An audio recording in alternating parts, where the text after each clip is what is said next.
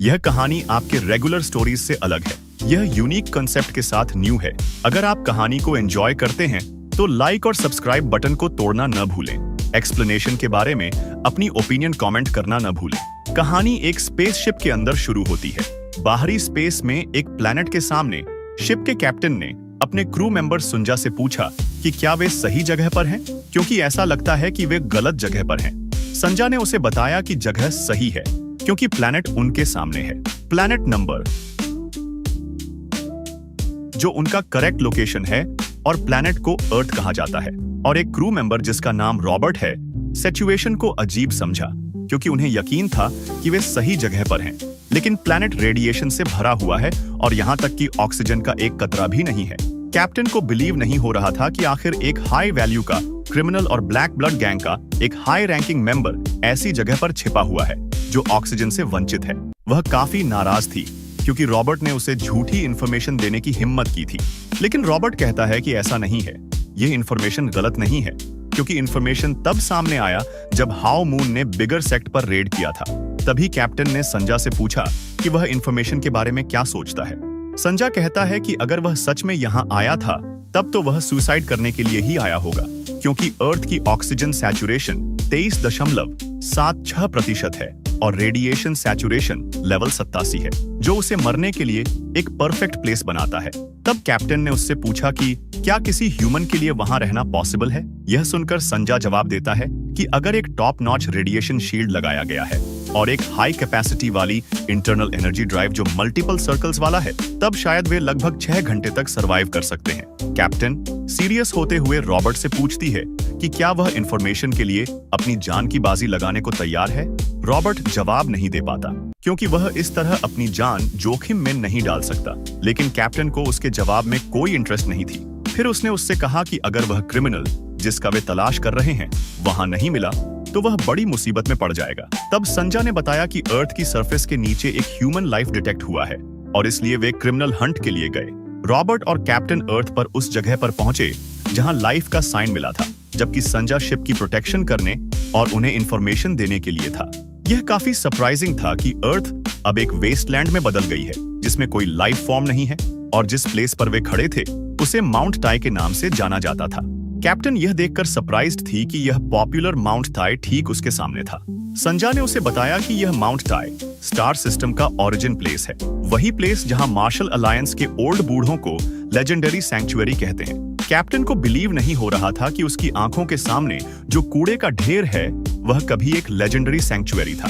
वह martial alliance के उन ओल्ड बूढ़ों से सवाल करती है कि वे अपनी होली लैंड पर कुछ सफाई क्यों नहीं करते। रॉबर्ट ने उससे कहा कि वे कभी भी ऐसा कुछ नहीं करेंगे जिससे वे पैसा न कमा सके, क्योंकि वे सभी सिर्फ बात करते हैं और कोई काम नहीं करते। संजा ईयरफोन के थ्रू उन्हें बताया कि वह जिस प्लेस पर खड़ी है वह वही प्लेस है जहां लाइफ का पता चला था। कैप्टन शॉक्ड थी क्योंकि वहां कुछ भी नहीं था। उसने उससे पूछा कि क्या वह श्योर है। संजा कहती है हाँ, आपके ठीक नीचे। कैप्टन फिर घुटनों के बल बैठ गई और उसने अपना हाथ जमीन पर रखा। रॉबर्ट ने उससे पूछा कि वह क्या करने की प्लान बना रही है। कैप्टन ने जवाब दिया कि जो कुछ भी नीचे है वह निश्चित रूप से जीवित होगा, लेकिन अगर वह वहां दफन है तो उसका बहुत पहले ही दम घुट गया होगा। कैप्टन ने फिर अपनी इंटरनल एनर्जी को एक्टिवेट किया और तेजी से जमीन के नीचे एक ब्लास्ट किया। इधर रॉबर्ट धूल में ढका हुआ था। उसने कैप्टन से कहा कि अगली बार उसे बता दे ताकि वह सामने से हट सके। जमीन में बना छेद बहुत गहरा था। उसने फिर संजा से पूछा, क्या अभी भी कोई लाइफ का साइन मिल रहा है। संजा ने उत्तर दिया, यह अनकॉन्शियस है लेकिन अभी भी जीवित है। उसने कहा कि रॉबर्ट के नीचे काफी बड़ी स्पेस है। फिर उसने कैप्टन को इलेक्ट्रॉनिक लैडर लाने के लिए कहा, लेकिन कैप्टन ने उस पर ध्यान दिए बिना जंप लगा लिया। रॉबर्ट ने कहा, आप हमेशा बहुत गर्म दिमाग की होती है। कैप्टन फिर कहती है कि उन्हें एक साथ जाना चाहिए। वे अंडरग्राउंड पहुंचे और उनके सामने एक बहुत बड़ा दरवाजा था जिस पर किसी व्यक्ति जिसका नाम ली मोजिन था ने एक सेंटेंस लिखा हुआ था। रॉबर्ट को पता नहीं था कि उसमें क्या लिखा है। कैप्टन ने फिर संजा से इसका ट्रांसलेशन करने के लिए कहा। संजा ने उन्हें बताया कि यह एक एंशिएंट लैंग्वेज है जो लगभग 2000 साल पहले यूज की जाती थी। इस पर लिखा था, दुनिया मुझसे डरती है और द ग्रेट धार्मा टेक्निक के साथ मुझे कैद कर दिया है। अगर अपनी बेवकूफी से मुझे जगाओगे तो मौत सबसे पहले तुम्हारा वेलकम करेगी। इस सेंटेंस का मतलब यह था कि अगर तुम मरना नहीं चाहते तो दरवाजा मत खोलना।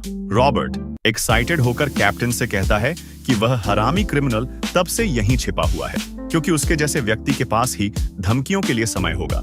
लेकिन कैप्टन ने उसे बताया कि खतरा किसी क्रिमिनल की ओर से नहीं था क्योंकि यह एंशिएंट लैंग्वेज में लिखा गया था जो कोई नहीं समझता है। रॉबर्ट ने उसे यह बताने की कोशिश की कि यह पॉसिबल हो सकता है, लेकिन कैप्टन को बातचीत में कोई इंटरेस्ट नहीं था। हालांकि उसने इसे एक अच्छा साइन माना क्योंकि अगर दरवाजे पर शब्द लिखने वाला व्यक्ति उन्हें इसे न खोलने की धमकी दे रहा है तो अंदर कुछ वैल्यूएबल आइटम होनी चाहिए। फिर उसने दरवाजा धक्का देकर खोल दिया। जब वे अंदर गए तो सरप्राइज हो गए क्योंकि उन्होंने स्टेयर्स के एंड पर कुछ देखा जो इंसान जैसा दिखता था, लेकिन उन्हें पता नहीं था कि यह क्या है। कैप्टन काफी क्यूरियस थी कि यह क्या है, इसलिए वह यह देखने के लिए सीढ़ियां चढ़ने लगी कि आखिर यह क्या है।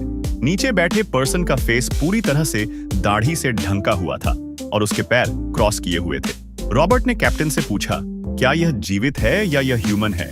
हालांकि उसे बिलीव नहीं था कि यह अभी भी जीवित होगा क्योंकि यह 2000 साल से दफन था। कैप्टन ने कोई जवाब नहीं दिया। फिर उसने अपनी उंगली बढ़ाई और उस पर्सन की नाक को छुआ।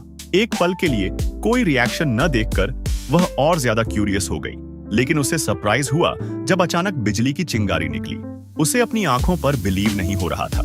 जैसे ही कैप्टन ने उस पर्सन से निकलने वाली ब्लड लस्ट का एहसास किया, उसने तुरंत फाइट बैक करने के लिए अपनी मैजिकल पावर एक्टिवेट की, लेकिन यह बेकार थी।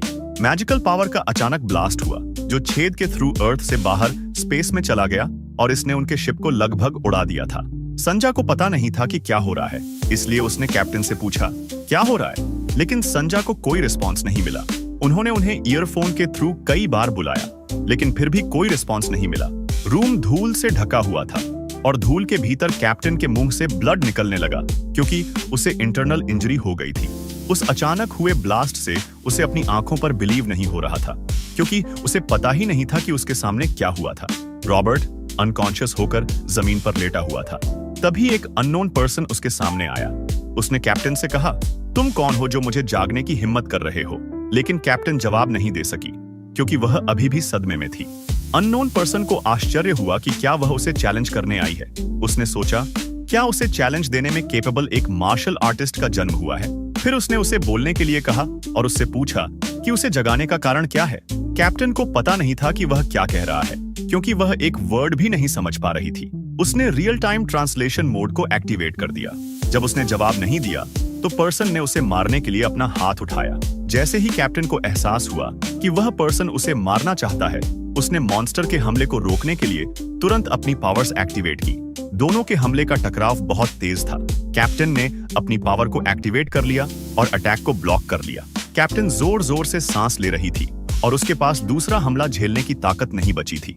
उसे कमर पर लगे सिस्टम से वार्निंग भी आ रही थी कि उसकी ड्राइव ओवरलोड हो चुकी है और 1.2 में से 1.14 सर्कल यूज हो चुके हैं। उसे बताया गया कि उसे तुरंत अपनी एनर्जी रिचार्ज करनी होगी।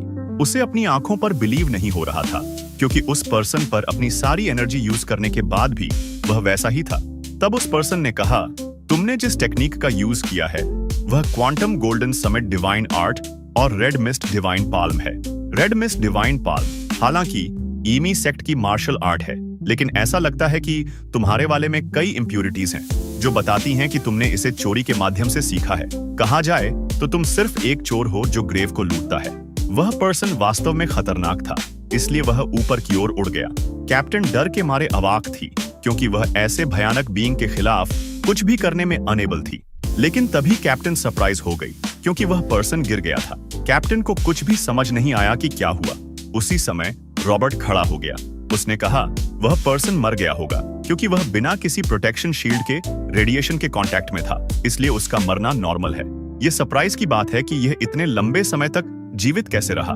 संजा ने ईयरफोन के थ्रू बताया कि वह पर्सन मरा नहीं है, वह अभी भी जीवित है, उसकी सांसें नॉर्मल हैं और उसकी पल्स भी नॉर्मल है। कैप्टन शॉक्ड थी। वह एक्साइटेड थी कि वह पर्सन क्यों गिर गया। संजा ने फिर कहा, ऐसा लगता है जैसे यह एनर्जी की कमी के कारण गिर गया है। बॉडी की कंडीशन परफेक्ट है, लेकिन उसके पेट के अंदर की बैटरी खत्म हो गई है, यानी वह भूख के मारे बेहोश हो गया है। कुछ समय बाद वे लोग अपने शिप लौट आए और रॉबर्ट शॉक्ड था क्योंकि कैप्टन ने मॉन्स्टर को पीछे छोड़ने के बजाय शिप पर लाया था। रॉबर्ट ने कैप्टन को बताया, तुम्हें ऐसा नहीं करना चाहिए था। मैंने पहले ही उसकी क्रेजीनेस देखी है। यह रेडिएशन के कांटेक्ट में आने वाले कॉकरोच से भी बदतर है। कम से कम एक रेडियो एक्टिव कॉकरोच की कीमत कुछ रुपये होगी, लेकिन यह क्रेजी मॉन्स्टर किसी भी लायक नहीं है। फिर उसने पूछा, आखिर तुम इसे अपने साथ क्यों लाई? कैप्टन ने जवाब दिया, ये पैसे के लायक है और इसमें बहुत कुछ है। लेकिन उन्हें पता नहीं था कि वह किस बारे में बात कर रही थी। कैप्टन उनसे कहा कि आज सबसे वैल्यूएबल क्या है?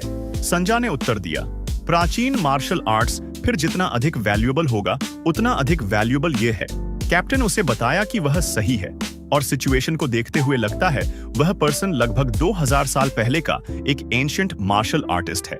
2000 साल पहले एक लेजेंडरी पीरियड था जब मार्शल आर्ट्स हाईली डेवलप्ड थे। यहाँ तक कि लोवेस्ट क्लास की F और G ग्रेड टेक्निक भी कम से कम 10,000 क्रेडिट्स की होगी, लेकिन यह पर्सन F या G ग्रेड के लेवल पर नहीं है, बल्कि एक अनइमेजिनेबल ग्रैंड मास्टर है और कम से कम S रैंक या उससे भी हायर लेवल पर है। यह सुनकर रॉबर्ट काफी सरप्राइज थे, क्योंकि अगर यह पर्सन रियलिटी में S रैंक में है तब तो उनको जैकपॉट मिल गया है। लेकिन सवाल यह है कि अगर वह जाग गया तो क्या होगा? कैप्टन ने उसे कहा कि चिंता न करे, क्योंकि उसने उसे बांधने के लिए एक सेलेस्टियल सिल्क वर्म का धागा यूज किया है, जिसका यूज स्पेसशिप की रिपेयरिंग के लिए किया जाता है।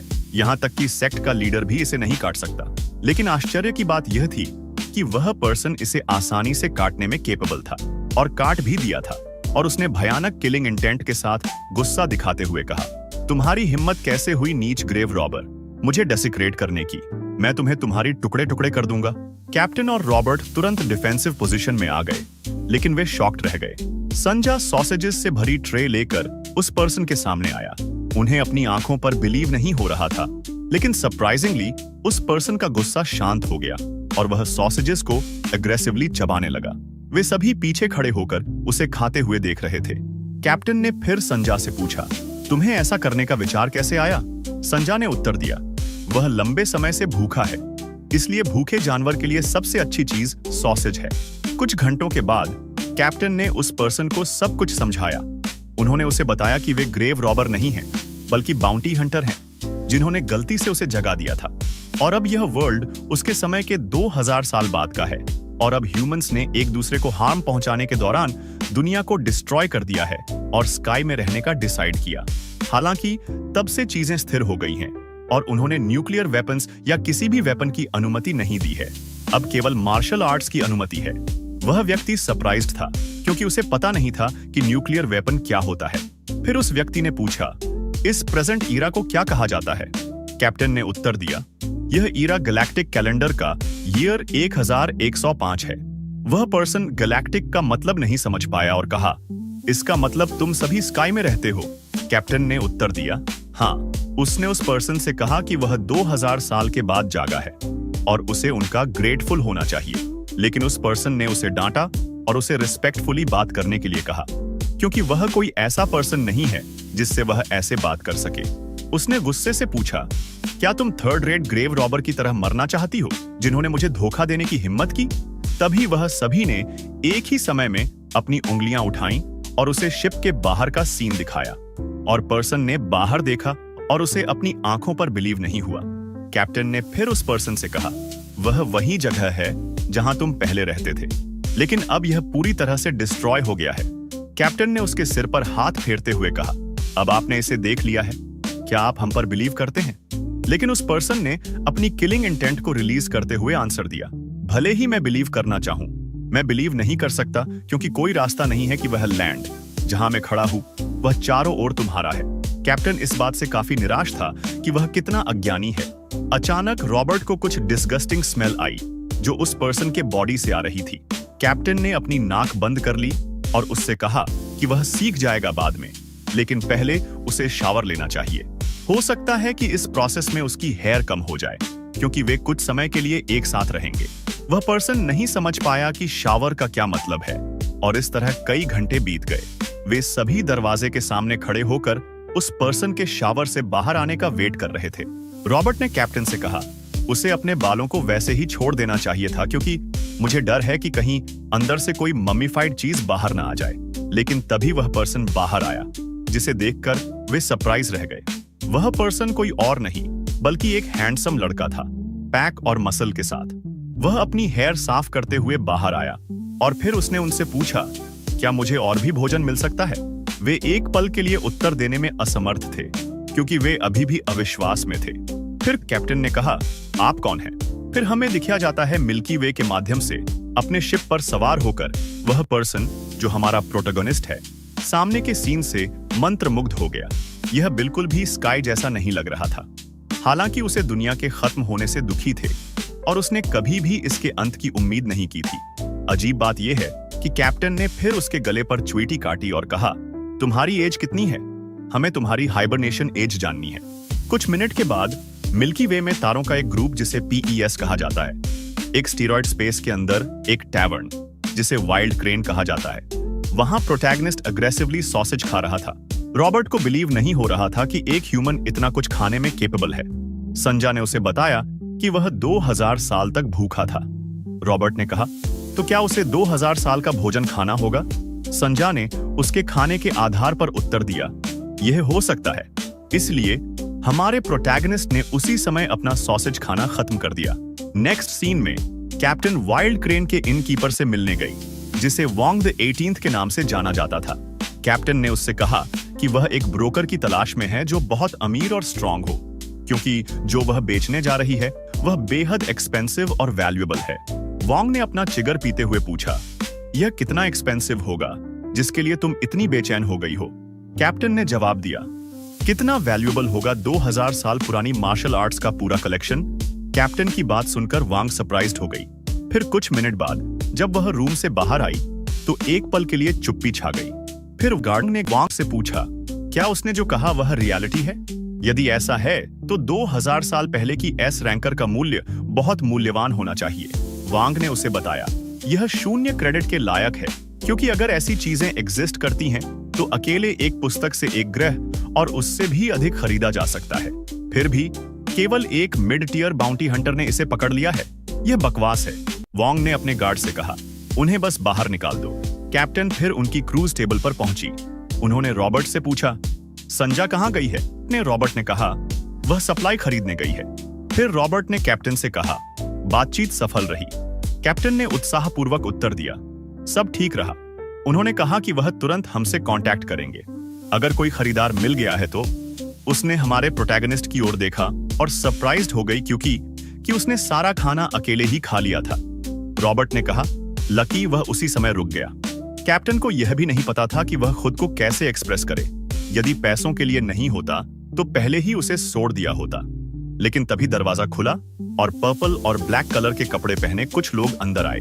वे सभी मैजेस्टिक और मिस्टीरियस लग रहे थे। कैप्टन सरप्राइज्ड थी उन्हें देखकर, क्योंकि वे हेवनली डीमन सेक्ट के लोग थे, जो अपनी एक आंख पर स्कैनर जैसा कुछ लगाकर चारों ओर देख रहा था। कैप्टन और रॉबर्ट चुपचाप यह देख रहे थे, क्योंकि वह टकला आदमी रेड वुल्फ स्क्वाड का लीडर था। उसका नाम सैंजन वुयुए था और रॉबर्ट रेड वुल्फ स्क्वाड को देखकर हैरान था, क्योंकि वे डेमन सेक्ट के इंस्पेक्टर थे। लेकिन उसे यह नहीं पता था कि वे यहाँ क्यों आए थे। फिर कैप्टन ने उसे बताया कि वे ट्रैकिंग में स्पेशलाइज्ड हैं, इसीलिए वे किसी का पीछा कर रहे होंगे। हमारे प्रोटैगनिस्ट ने उससे पूछा, क्या वह डेमन सेक्ट जिसके बारे में तुम बात कर रहे हो पॉसिबली हेवनली डेमन सेक्ट है? कैप्टन ने बेपरवाही से जवाब दिया और उससे पूछा, तुम हेवनली डेमन सेक्ट को कैसे जानते हो, जबकि तुम 2000 साल से सो रहे थे और उस समय हेवनली डेमन सेक्ट अस्तित्व में भी नहीं थी।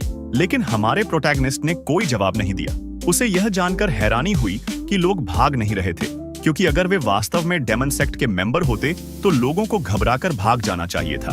फिर कैप्टन ने बताया, लोगों के पास ऐसा करने का कोई कारण नहीं है। हालांकि हेवनली डेमन सेक्ट की अपनी विचित्रताएं हैं, लेकिन वे खुद को पूरे यूनिवर्स में सबसे प्रमुख ऑर्थोडॉक्स सेक्ट के रूप में गर्व से पेश करते हैं और वे वास्तव में सर्वश्रेष्ठ हैं। हमारा प्रोटैगनिस्ट अविश्वास में था कि हेवनली डेमन सेक्ट अब एक ऑर्थोडॉक्स सेक्ट बन गई है। वह इस बात से बेहद खुश था कि वह सपना, जो हमेशा बहुत दूर और खाली लगता था, आखिरकार सच हो गया था। इस बीच वे लोग किसी की तलाश में इनके चारों ओर देख रहे थे। कुछ लोग आत्मविश्वास से उनकी ओर देख रहे थे, जबकि अन्य अपना चेहरा छिपा रहे थे। वुयुए फिर उस आदमी के पास पहुंचा जो अपना चेहरा छिपा रहा था और उसने उसे ऊपर देखने के लिए कहा। उस आदमी ने निर्देशानुसार ऊपर देखा। उस पर्सन की डिटेल्स वुयु के स्कैनर में आ गईं। वह 52.7 डिग्री सेल्सियस की आंतरिक ऊर्जा वाला एक मेल था। उसके पास 5 स्टार ब्लैकबर्ड मार्शल आर्ट थी और वह रॉबरी और वायलेंस के चार्जेस में वांटेड था, जिससे वह एक लेवल 2 का क्रिमिनल बन गया था। वू युए ने उस पर्सन से कहा, आज तुम्हारा लकी डे है क्योंकि तुम हमारे टारगेट नहीं हो, लेकिन तुम्हें मार्शल अलायंस के पास जाकर सरेंडर कर देना चाहिए क्योंकि तुम अभी भी एक क्रिमिनल हो, वरना तुम्हारे फैमिली को भुगतना पड़ेगा। तभी कुछ अनएक्सपेक्टेड हुआ। वू युए को यकीन नहीं हो रहा था कि हमारा प्रोटैगनिस्ट उसके सिर पर हाथ फेर रहा था और वह बहुत खुश था क्योंकि उनका इम्पॉसिबल सा ड्रीम आज की युवा पीढ़ी के लिए हकीकत बन गया था। उसके इस कार्य ने सभी को चौंका दिया। इनमें मौजूद सभी लोग यह विश्वास नहीं कर पा रहे थे कि ऐसा कुछ उनकी आंखों के सामने हो रहा था। हमारे प्रोटैगनिस्ट ने इसे यंग जनरेशन की एक अचीवमेंट माना। उसने उस लड़के का सिर पकड़ लिया और कहा, इन यंगस्टर्स ने इतना बड़ा कद हासिल करने के लिए कितना सफर किया होगा। उधर वू युए अपने गुस्से में था। उसने इनके लोगों से पूछा, क्या इस बच्चे के को कोई इंटेलिजेंस इश्यू है? रॉबर्ट आगे बढ़ा और हकलाते हुए वू युए से कहा, उनके पास इंटेलिजेंस इशू नहीं है, ये बस इतना है कि उसके सोशल स्किल्स में थोड़ी कमी है। फिर वू युए ने हमारे प्रोटैगनिस्ट से कहा, बच्चे, तुम्हें पता होना चाहिए कि आज तुम्हारा भी लकी डे है। अगर मैंने तुम्हारे शरीर से मार्शल आर्ट की थोड़ी सी भी एनर्जी सेंस की होती तो तुम पहले ही टुकड़ों में बिखर गए होते। उसने फिर कोशिश की कि हमारे प्रोटैगनिस्ट का हाथ उसके सिर से हटा दे, लेकिन वह उसे हिला नहीं पा रहा था। उसे अंदाजा नहीं था कि क्या हो रहा है। हमारे प्रोटैगनिस्ट बिल्कुल भी नहीं हिल रहे थे, चाहे वू युए ने उसे दूर करने की कितनी भी कोशिश की हो। यहाँ तक कि रॉबर्ट और कैप्टन को भी नहीं पता था कि क्या हो रहा है। तभी वू युए को रियलाइज हुआ कि वह केवल रो पावर का यूज करके उसे हटा पाने में असमर्थ था। इसलिए उसने अपनी एनर्जी को एक्टिवेट कर दिया। उसकी इंटरनल एनर्जी ड्राइव एक्टिवेट हो गई और ब्लड वुल्फ डेमन आर्ट को अधिकतम स्तर पर ले आया। उसने भयानक मात्रा में एनर्जी का ब्लास्ट किया और हमारे प्रोटैगनिस्ट की ओर मैजिकल पावर फैला दी। यह देखकर हर कोई चौंक गया। उसके अंडरलिंग्स भी हैरान थे। हमारा प्रोटैगनिस्ट तेजी से वहां लौट आया जहां कैप्टन और रॉबर्ट था और वू युए के सामने पूरी तरह से ठीक खड़े थे। वू युए को भी अपनी आंखों पर यकीन नहीं हो रहा था। कैप्टन ने कहा, ऐसा लगता है कि वू युए अच्छी हालत में नहीं है। वू युए ने हमारे प्रोटैगनिस्ट से उसकी पहचान पूछी। उसे यकीन नहीं हो रहा था कि वह अभी भी जीवित है, क्योंकि उसने अपनी पावर के ब्लास्ट से उसे तुरंत मारने का इरादा किया था। जब उसने हमारे प्रोटैगनिस्ट के डिटेल्स निकालने की कोशिश की तो उसे महसूस हुआ कि उसके बारे में सब कुछ अनकन्फर्म्ड था। उसका जेंडर, आंतरिक ऊर्जा और मार्शल आर्ट सभी अनकन्फर्म्ड थे और वह उसके डेटाबेस सिस्टम में रजिस्टर्ड भी नहीं था। उसे यकीन नहीं हो रहा था कि जीरो इंटरनल एनर्जी वाला एक प्योर नेचुरल बीइंग अभी भी जीवित है, उस पर हमला करने के बाद भी। फिर हमारे प्रोटैगनिस्ट ने उससे कहा, ऐसा लगता है तुमने सिर्फ ब्लड वुल्फ डेमन आर्ट का इस्तेमाल किया है। यह heavenly demon body cultivation art में लोवेस्ट लेवल की मार्शल आर्ट है, लेकिन फिर भी ये एडमरेबल है कि इसे अब तक पास डाउन किया गया है। हालांकि यह अफसोस की बात है कि तुम्हारी इंटरनल एनर्जी और क्वी में हार्मनी नहीं है, क्योंकि तुम्हारा प्रशिक्षण तरीका दोषपूर्ण है। लेकिन आज मुझसे मिलना तुम्हारे लिए लाइफ टाइम अपॉर्चुनिटी है, इसलिए मुझे पर्सनली इसे ठीक करने दो। फिर वह आगे बढ़ा, लेकिन वू युए उसने उसे पागल कहा और अपनी एनर्जी एक्टिवेट कर दी। लेकिन जैसे ही उसने हमारे प्रोटैगनिस्ट पर हमला करने के लिए पहले अपने रेड वुल्फ स्ट्राइक का यूज करने की कोशिश की, उसने एक कदम उठाए बिना ही उसे डॉज कर लिया। उसने कई हमले किए, लेकिन वे सभी फ्रूटलेस थे, क्योंकि वह हमारे प्रोटैगनिस्ट के कपड़ों को भी छूने में अनेबल था। उसने अपनी तकनीक को रेड वुल्फ ब्लास्ट में बदल दिया, लेकिन रिजल्ट वही था। यह देखकर कि यह काम नहीं कर रहा था, उसने रेड वुल्फ ट्रेमर वेव और रेड वुल्फ घोस्ट क्लॉ में स्विच किया, लेकिन वह अभी भी हमारे प्रोटैगनिस्ट को हिट करने में अनएबल था। वह जितना सोच सकता था उससे कहीं अधिक फास्ट था। हमारे प्रोटैगनिस्ट ने वू युए की ताकत और वीकनेस का ऑब्जर्व करना शुरू कर दिया और उसके हमलों से बचते हुए देखा कि उसके पास इनफ इंटरनल एनर्जी थी। हालांकि कुछ गड़बड़ थी। जैसे ही उसने फिर से हमला करने की कोशिश की, हमारे प्रोटैगनिस्ट ने उसका सिर पकड़ लिया और उसे जमीन पर पटक दिया। उसने उससे कहा, अपनी बकवास बंद कर दो, क्योंकि तुम्हारी स्किल्स कच्ची हैं। यह देखकर इनके अंदर मौजूद सभी लोग अविश्वास में थे और किसी को अपनी आंखों पर यकीन नहीं हो रहा था।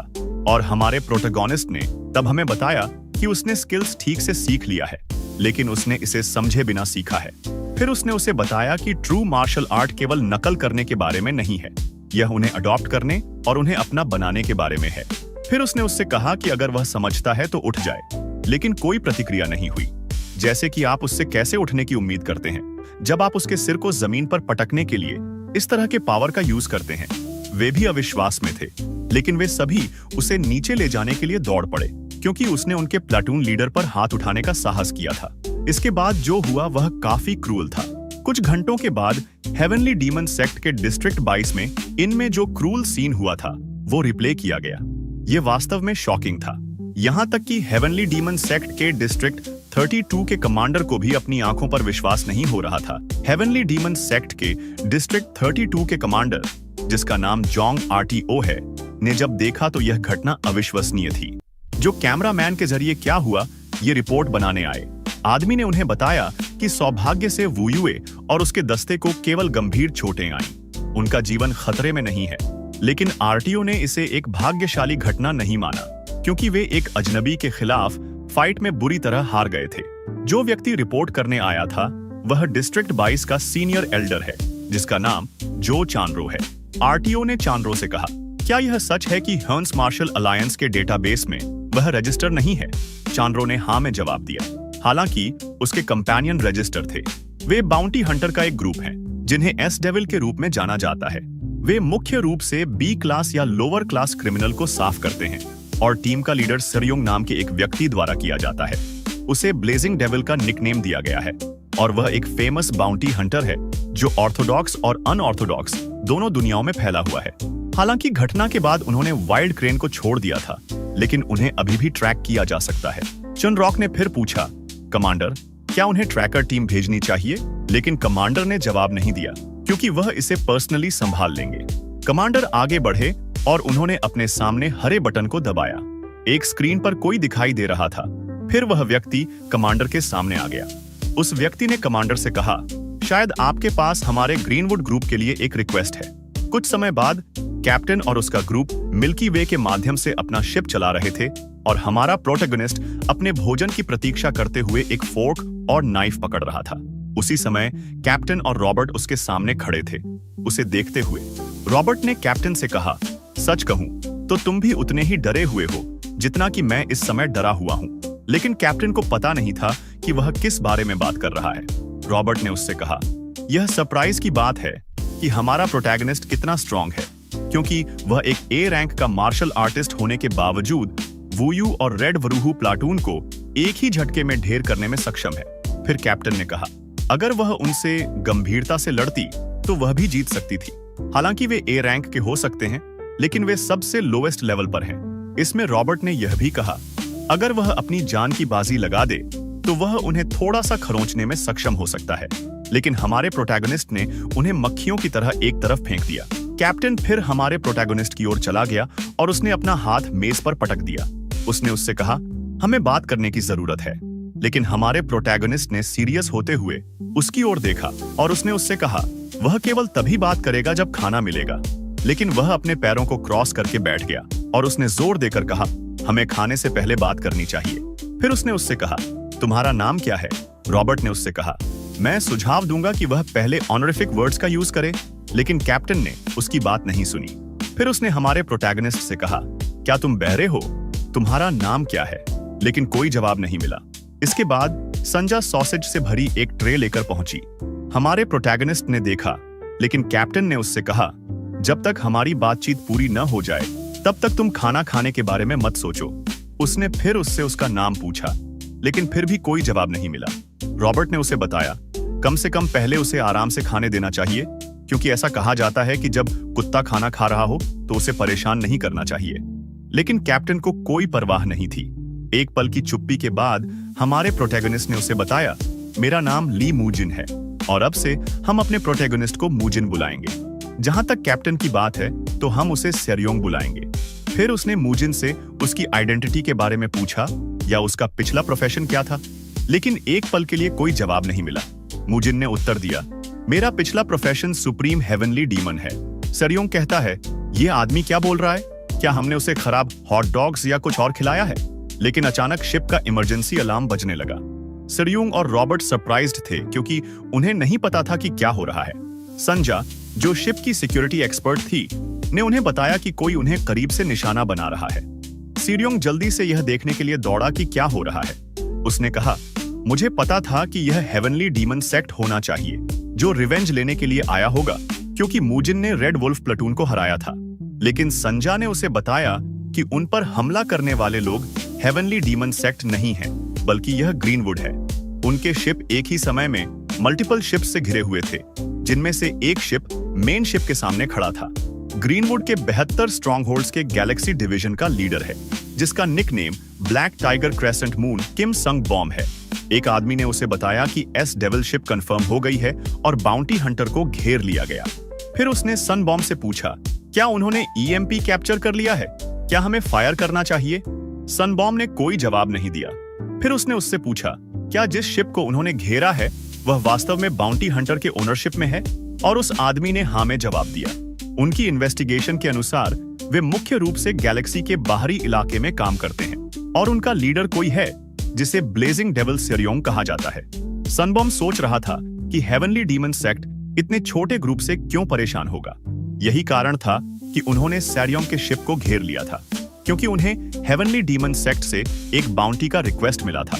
यह रिक्वेस्ट कैप्चर करने के लिए नहीं था, बल्कि सीरियोंग और उसके क्रू मेंबर्स को एग्जिस्टेंस से मिटाने के लिए था। उन्होंने रिक्वेस्ट को अजीब समझा और उन्हें विश्वास था कि निश्चित रूप से कुछ चल रहा था।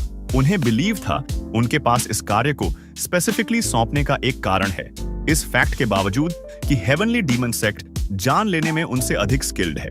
इसलिए उन्हें यकीन था कि एस डेविल शिप में एक ट्रैप होना चाहिए। हालांकि वे शिप की भीड़ से घिरे हुए थे, लेकिन सीरियोंग ने डर का कोई लक्षण नहीं दिखाया।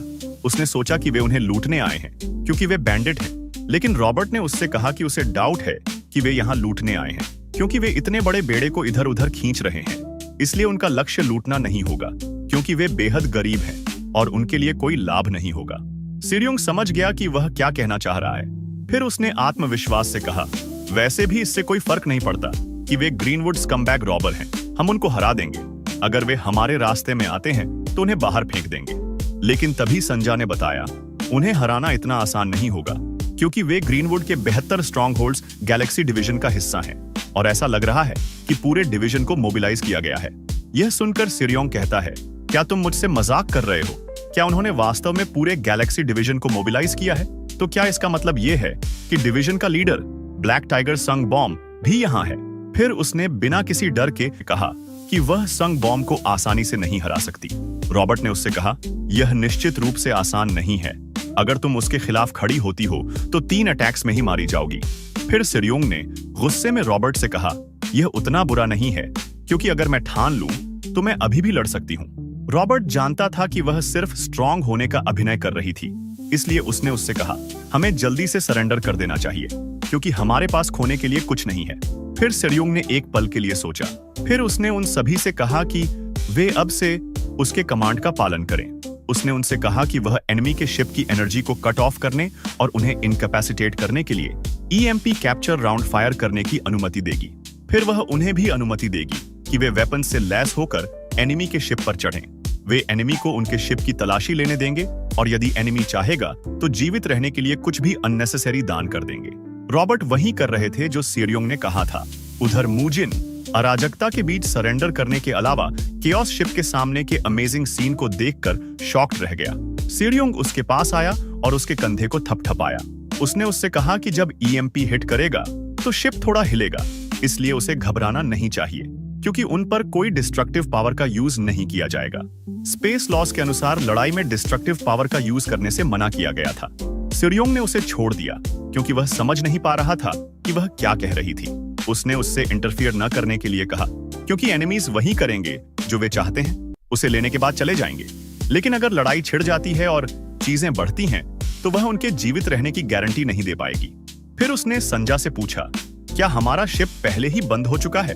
अगर ऐसा मामला है तो हमें हमले के लिए तैयार रहना चाहिए। लेकिन संजा ने चौंकते हुए कहा, वे लोग जो फायरिंग कर रहे हैं वह ईएमपी नहीं था, बल्कि यह एक शिप था जो फोटोन कैनन को डिस्ट्रॉय कर रहा था, जो इंडिकेट करता है कि वे उन्हें मारने की प्लानिंग कर रहे हैं। उसी समय ग्रीनवुड शिप पर एक आदमी ने संग बॉम्ब को बताया कि वे फोटोन कैनन का यूज करके स्पेस रेगुलेशंस का उल्लंघन कर रहे थे। इससे बाद में प्रॉब्लम हो सकती है। इसलिए उन्होंने सुझाव दिया कि उन्हें चुपचाप पकड़ लेना चाहिए और उनका डिस्पोज कर देना चाहिए। लेकिन संग बॉम ने उनसे कहा, नहीं, उन्हें मिशन के बारे में नहीं भूलना चाहिए, इसलिए बेहतर होगा कि उन्हें धूल में मिला दिया जाए, क्योंकि वे सारी जिम्मेदारी अपने ऊपर ले सकते हैं। कस्टमर के लिए हेवनली डीमन सेक्ट। इसलिए उन्होंने एस डेविल शिप पर एक ही समय में गोली चलाने के लिए तैयार होने का आदेश दिया। उधर सिरयुंग ने घबराते हुए संजा से पूछा, क्या वे भागने की प्लानिंग कर सकते हैं? संजा ने उत्तर नहीं दिया, क्योंकि वे सभी तरफ से घिरे हुए थे। उसने फिर से पूछा, क्या वे शील्ड के साथ हमले को रोक सकते हैं? लेकिन संजा ने उसे बताया, ये काम नहीं कर रहा है, क्योंकि हमने पैसों के लिए शिप के कुछ पार्ट को बेच दिया है। सिरयुंग को ऐसा लग रहा था जैसे अब हम फंस गए हैं। उसी समय फोटोन कैनन की एनर्जी पूरी तरह से चार्ज हो गई थी। फिर संग बॉम ने उसे फायर करने का आदेश दिया और एनर्जी को सीधे उनके शिप पर गोली मार दी गई। उस समय वे सभी निराश थे और उन्होंने मौत को एक्सेप्ट कर लिया था। तभी इम्पैक्ट से एक इंटेंस एक्सप्लोजन हुआ, लेकिन संग बॉम को आश्चर्य हुआ कि शिप अनहार्म्ड बाहर आ गया, क्योंकि उसे एक अन्य बड़े शिप ने रोक दिया था। यह शिप उस लड़की का था जिसके हाथ में भाला था, और उस लड़की को एलेना के नाम से जाना जाता है, लेकिन वह अपने निकनेम 18वीं फुट फाइटिंग गोस्ट के नाम से पॉपुलर है। और में सिरयुंग, रॉबर्ट और मूजिम एलेना को देखकर सरप्राइज्ड थे, यहां तक कि संग बॉम को भी नहीं पता था कि वह यहां क्यों है। शिप ड्राइवर ने संग बॉम को बताया कि जिस शील्ड का यूज उसने उनके हमले को रोकने के लिए किया था, वह एक टेराफॉर्मेशन शील्ड है। हालांकि यह एक पावरफुल शील्ड है, लेकिन वे इसे पेनिट्रेट कर सकते हैं अगर वे फोटोन कैनन की पावर बढ़ा देते हैं। इसलिए उसने संग बोम से पूछा कि क्या उन्हें रिचार्ज करना चाहिए, लेकिन संग बोम ने उससे कहा कि केवल एक कॉकरोच से निपटने के लिए स्पेस वॉर स्टार्ट करना एक बुद्धिमानी भरा डिसीजन नहीं है, क्योंकि एलेना ऐसी पर्सन नहीं है जिसे वे इजीली हैंडल कर सकें। टेलीपोर्टेशन स्टार्ट करो, उसने कहा। इधर रॉबर्ट ने सेरियोंग से पूछा कि क्या वह जानती है कि वह यहां क्यों है, लेकिन सेरियोंग को भी नहीं पता था। ये तो और ज्यादा हैरान करने वाली बात थी कि उसने उन्हें बचा लिया। अगर उसने फोटोन कैनन को ब्लॉक नहीं किया होता तो एस डेविल के शिप में वे सभी अब तक एटोमाइज्ड हो गए होते। तभी संग बॉम अपने शिप से टेलीपोर्ट होकर अपनी सिस्टर एलेना से मिलने आया। उसने कहा, बहुत समय हो गया सिस्टर एलेना, लेकिन एलेना ने कोई जवाब नहीं दिया। फिर संग बॉम ने कहा, निश्चित रूप से मुझे आशा है कि आप मुझे नहीं भूली हैं। उसने तब उसे बताया कि वह उस छोटे भाई किम के बॉम है, और उसने 2 साल पहले उनकी मॉम के बर्थडे पर उसका ग्रीट किया था। एलिना को उसकी बकवास में कोई इंटरेस्ट नहीं था, इसलिए उसने उसे चले जाने के लिए कहा। संग बॉम उसकी बातों से सरप्राइज्ड था। फिर उसने फॉर्मली अपना इंट्रोडक्शन देने का फैसला किया। हालांकि इस बार उसने अपने भाई के रूप में नहीं, बल्कि ग्रीनवुड के 72 स्ट्रॉन्गहोल्ड्स के गैलेक्सी डिवीजन के लीडर के रूप में खुद को इंट्रोड्यूस किया। उसने एलेना से कहा कि उसे चले जाने के लिए कहना ग्रीनवुड के सभी लोगों को चले जाने के लिए कहना है, लेकिन वह इसे एक्सेप्ट नहीं कर सकता। एलेना ने कुछ नहीं कहा, बल्कि वह सीधे वॉर के लिए तैयार अपनी ऑरा रिलीज करने लगी। रॉबर्ट उन्हें शिप से देख रहा था, क्योंकि ऐसा लग रहा था कि वे फाइट करने वाले हैं। लेकिन सेरियोंग ने उससे कहा कि यह इजी बैटल नहीं होगी, क्योंकि ग्रीनवुड के लिए भी एलेना को आसानी से हराना मुश्किल होगा। उसने कहा, एलेना से अकेले निपटना कठिन है, और अगर ग्रीनवुड अनफॉर्चुनेट है तो उसकी मॉम लायनेस भी पीछे से कूद पड़ेगी। लेकिन रॉबर्ट को पता नहीं था कि मॉम लायनेस से उसका क्या मतलब था। फिर संग बॉम ने एलेना से कहा, तुम हमेशा की तरह ही हो, हमेशा कॉन्वर्सेशन करने के लिए फर्स्ट का सहारा लेती है। लेकिन उसने तुरंत सरेंडर कर दिया। उसने उससे कहा कि वह रिलैक्स करे और वह लड़ना नहीं चाहता है। संग बॉम अच्छी तरह से जानता है कि यदि वे लड़ते हैं तो इससे केवल नुकसान होगा, और एस डेविल शिप को नीचे ले जाने जैसे घटिया काम के लिए हारना इसके वर्दी नहीं है। फिर उसने उससे कहा कि उन्हें इसे पीसफुली रिजॉल्व करना चाहिए। उसने उससे पूछा कि क्या एस डेविल शिप उसका टारगेट है। अगर ऐसा है तो वे इसे उसे सौंप देंगे। एलिना एस डेविल शिप के पास गई और उसने सीकर के थ्रू उनसे कहा, हैंडओवर कर दो या हर कोई मारा जाएगा। लेकिन सीरियोंग ने कहा, वह किस बारे में बात कर रही है।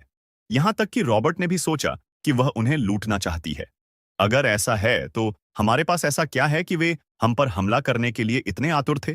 फिर उसने सिरियोंग से पूछा कि क्या उसने उन्हें बताए बिना कुछ वैल्यूएबल चीज छिपाई है, लेकिन वह खुद जानता है कि ऐसा नहीं था, क्योंकि उनके पास कोई वैल्यूएबल चीज नहीं है और शिप पर ऐसा कुछ भी नहीं है जो एलेना जैसे एस रैंक बाउंटी हंटर को अट्रैक्ट कर सके। सिरियोंग ने फिर मूजिम से पूछा कि शायद वह एलेना को जानता हो सकता है कि उसका अतीत में कोई अफेयर रहा हो या उसने डेट किया हो। और भागने से पहले उनका ब्रेकअप हुआ हो। लेकिन मूजिम ने सेरियोंग से कहा कि एलेना उसकी वजह से नहीं आई है, ये शायद उस बच्चे की वजह से है। वे सब पलटे, लेकिन उन्हें कोई नहीं दिखा। मूजिम फिर बोला, बच्चे, अपने आप को दिखाओ, डरने की कोई बात नहीं है। अचानक एक लड़की शैडो के भीतर से अपना कंसीलमेंट रिमूव करते हुए प्रकट हुई। इसे देखकर रॉबर्ट और सेरियोंग अपनी आंखों पर विश्वास नहीं कर सके। चीजें और खराब हो गईं, क्योंकि उन्हें कोई अंदाजा नहीं था कि वह कौन है। मूजिम ने उनसे कहा कि वह इनके अंदर से उनका पीछा कर रही थी, लेकिन उसने उसे छोड़ दिया क्योंकि उसकी प्रेजेंस थी, लेकिन कोई फॉर्म नहीं था। वह उसके द्वारा यूज की गई एडवांस टेक्निक से काफी प्रभावित था, क्योंकि वह न केवल खुद को बल्कि अपनी ब्रेथ को भी छुपाने में केपेबल थी। ये ऐसा था जैसे पिछले कुछ वर्षों में मार्शल आर्ट्स डेवलप हो गई हो। लेकिन तभी संजा ने उसे बताया कि उसने जो यूज किया वह एक स्टेल्थ टेक्निक नहीं है, बल्कि उसने एक स्टेल्थ रिंग पहन रखी है। यह एक क्वांटम टेक्नोलॉजी है और यह रियली एक्सपेंसिव है। लेकिन सीरियों को इसकी परवाह नहीं थी कि यह महंगी है या नहीं। इसलिए उसने लड़की से पूछा कि वह कौन है और शिप पर छिपने के पीछे उसका इरादा क्या है। यह सुनकर लड़की हकलाते हुए सीरियों से बोली कि उसका नाम हुआरिन है, लेकिन सीरियों को उसके नाम में कोई इंटरेस्ट नहीं था। उसने फिर उससे पूछा, क्या वह अन लोगों की टारगेट है? शायद हाँ, और जब तक वह जिंदा है तब तक वे लोग पीछा करते रहेंगे। उसका नाम सुनते ही रॉबर्ट ने उसे तुरंत पहचान लिया, क्योंकि वह प्रोनोसियन की मेन वोकलिस्ट है। सिरियोंग ने पूछा, प्रोनोसियन से तुम्हारा क्या मतलब है? रॉबर्ट ने फिर उत्साह से समझाया। उसने उससे कहा, वह गैलेक्सी की टॉप रुकी आइडल ग्रुप की मेन वोकलिस्ट है, जिसने एक हिट सॉन्ग गाया है। फिर उसने अपनी जेब से अपना फोन निकाला, उसका नाम सर्च किया और उसका प्रोफाइल पॉपअप हुआ। वह सही था। वह पर्सनली और भी प्रिटी है, और वह भी माउंट हुआ से है, उसी जगह से जहां से मैं हूं। वह उसकी हाइट, ब्लड टाइप और कैट एलर्जीज तक जानता था। उसके बारे में हर डिटेल जानता है। लेकिन तभी एलेना ने स्पीकर के माध्यम से फिर से अनाउंस किया कि वह उन्हें उसे सौंपने के लिए 10 मिनट दे रही है, नहीं तो हर कोई मर जाएगा। हालांकि टेंशन के बावजूद उनकी आंखों में कोई घबराहट नहीं थी। रॉबर्ट ने हुआरिन से रीजन पूछा कि वे उसका पीछा क्यों कर रहे हैं, लेकिन उसने कोई जवाब नहीं दिया। सेरियोंग ने रॉबर्ट से कहा, इससे कोई फर्क नहीं पड़ता कि वह हमें बताती है या नहीं। फिर उसने हुआरिन से कहा, तुम एक बिन बुलाई मेहमान हो जो हमसे रिलेटेड नहीं है, इसलिए तुम्हें यहां से जाना होगा। रॉबर्ट ने सिरियोंग को रोकने की कोशिश की, लेकिन सिरियोंग ने कहा, कैप्टन के रूप में यह मेरा डिसीजन है। फिर सिरियोंग और रॉबर्ट उसे छोड़ते समय छोटे से छेद से देखते रहे। रॉबर्ट ने सिरियोंग से कहा, मुझे नहीं लगता कि उसे बाहर भेजना सही बात है। वह प्रोनोसियन की मेन वोकलिस्ट भी है। लेकिन सिरियोंग ने उनसे कहा कि वे उसकी प्रोटेक्शन नहीं कर सकते, भले ही वह शिप में हो, क्योंकि वे पहले से ही ग्रीनवुड के अगेंस्ट स्ट्रगल कर रहे हैं। और 8वीं फुट फाइटिंग गोस्ट एलेना से लड़ने की तो बात ही छोड़ दो। इसलिए भले ही वे अपनी जगह पर डटे रहें, लेकिन उस बच्ची का भाग्य अभी भी नहीं बदलेगा। लेकिन उनका भाग्य जरूर बदलेगा, क्योंकि वे सभी मर जाएंगे अगर वे एलेना से लड़ेंगे। फिर उसने डोर क्लोज करने के लिए बटन दबाया। सिरियोंग भी पेन में थी, क्योंकि वह छोटी लड़की को प्रोटेक्ट करने में अनेबल थी, लेकिन वह कुछ नहीं कर सकती थी। अचानक किसी ने हुआरिन के कंधे पर हाथ रखा। वह पर्सन कोई और नहीं बल्कि मूजिन था। उसे देखकर वह बहुत हैरान हुई। मूजिन ने उससे कहा कि वह भी स्ट्रांग है और वह एलेना को हरा सकता है। उसी समय रॉबर्ट और सेरियोंग को कोई आइडिया ही नहीं था कि वह कहाँ है। सेरियोंग बहुत पैनिक करते हुए डोर को क्लोज करने के लिए बार बार बटन दबाती है, लेकिन बहुत देर हो चुकी थी। रॉबर्ट ने कहा, चलो वेट करते हैं और देखते हैं कि क्या होता है। मूजिन भी बहुत स्ट्रांग है और मूजिन एलेना को हरा सकता है। लेकिन सेरियोंग ने रॉबर्ट से कहा, क्या तुम पागल हो? मैं उसके फाइट के लिए बाहर जाने के बारे में चिंतित नहीं हूं, बल्कि मैं उसके बिना शील्ड के स्पेस में जाने के बारे में चिंतित हूं। फिर उसने तुरंत संजा से डोर क्लोज करने के लिए कहा, लेकिन संजा ने उससे कहा कि बहुत देर हो चुकी है और शिप का दरवाजा खुल गया। वह इस तरह पागल थी। वास्तव में वह स्पेस में चला गया। हुआरिन ने मूजिन को उसे बाहर देखने के लिए थैंक्स कहा। उसने फिर उसे केयरफुल रहने के लिए कहा, क्योंकि एलेना और संग बॉम वास्तव में स्ट्रॉन्ग मार्शल आर्टिस्ट्स हैं। लेकिन वह सरप्राइज हुई, क्योंकि सरप्राइजिंगली मूजिन के साथ कुछ अजीब होने लगा। उसकी आंखें लाल हो गईं और ऐसा लगा जैसे वह उल्टी करना चाहता था। पहले तो उसे पता नहीं था कि वह ऐसा क्यों था, लेकिन बाद में उसे एहसास हुआ कि शायद वह शील्ड के साथ नहीं है। मूजिन खांसने लगा और जोर से सांस लेने लगा। एलेना और संग बॉम दोनों को समझ नहीं आ रहा था कि क्या हो रहा है, और वे कहते हैं, उसे तो बहुत प्रेशर के कारण कुछ सेकंड्स के अंदर ही मर जाना चाहिए था। इधर मूजिन ठंड के मारे जमने लगा था, लेकिन तभी सरियोंग शिप से बाहर आई और उसके चेहरे पर कुछ लगाया। उसने नैनो शील्ड को एक्टिवेट कर दिया। उसने चिंतित होकर उससे कहा कि वह जाग जाए और अगर वह जीवित है तो उसे सांस ले। लेकिन सरप्राइजिंगली मूजिन जाग गया, जैसे कि कुछ भी नहीं हुआ था। उसने उससे पूछा, तुम क्या कर रही हो? लेकिन उसने कोई जवाब नहीं दिया। उसने जल्दी से अपने हाथ वापस खींच ली, क्योंकि उसका प्राइड नहीं चाहता था कि उसे पता चले कि वह उसके बारे में चिंतित थी। उसने फिर उससे पूछा, क्या तुम बिना शील्ड के बाहर क्यों आ गए? क्या तुम पागल हो? बाहर का टेम्परेचर -300 डिग्री है और प्रेशर से तुम्हारे इंटरनल ऑर्गन्स 20 सेकंड के भीतर फट जाएंगे। उसने उसकी ओर देखा और कहा, तुम बिना किसी कारण के चिंता करती हो, क्योंकि मैं हेवन और अर्थ का सुप्रीम बीइंग हूं, इसलिए इस दुनिया में कुछ भी मेरे जीवन को खतरे में नहीं डाल सकता।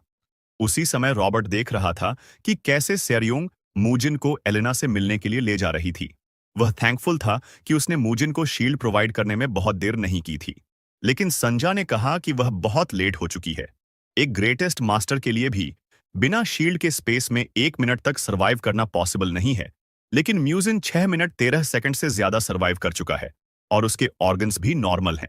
वह ह्यूमन लिमिट्स को सरपास कर चुका है और वे उस प्लेस पर पहुंचे जहां एलेना और संग बॉम्ब थे। सेरियोंग सेंस कर सकती थी कि एलेना की ऑरा कितनी पावरफुल थी, जो साबित करती है कि वह वास्तव में एक फाइटिंग मेनियक है। यहां तक कि संग बॉम्ब भी बहुत डोमिनेटिंग ऑरा रिलीज कर रहा था। फिर सेरियोंग ने मूजिन से कहा कि वह कोई परेशानी पैदा न करे और उसे इंटरफियर नहीं करना चाहिए, क्योंकि वह इसे खुद हैंडल कर लेगी। उसने तुरंत चिल्लाना शुरू किया और कहा, आपसे मिलकर अच्छा लगा। मैंने आपके बारे में बहुत कुछ सुना है, लेकिन आपको पर्सनली देखना और भी अच्छा है। फिर उसने उनसे पूछा। उसने उन्हें बताया कि वह सिरियोंग है, जो एस डेविल की लीडर द ब्लेजिंग डेविल है। लेकिन एलिना या संग बॉम्ब की ओर से कोई रिस्पॉन्स नहीं था। ऐसा लगता था जैसे वे उस समय उसमें इंटरेस्ट नहीं रखते थे। हुआरिन ने मूजिन का हाथ पकड़ लिया, जो डरा हुआ लग रहा था। लेकिन मूजिन ने उससे कहा कि घबराने की कोई जरूरत नहीं है, क्योंकि वह उसके साथ है। फिर हुआरिन ने कहा, लेकिन ये वुमन एलेना बिल्कुल भी ह्यूमन नहीं है। वह एक फाइटिंग गोस्ट है। और तो और, जब वह यंग था तब वह फाइट करने के लिए ओपोनेंट्स ढूंढने के लिए वर्ल्ड ट्रैवल पर गया था।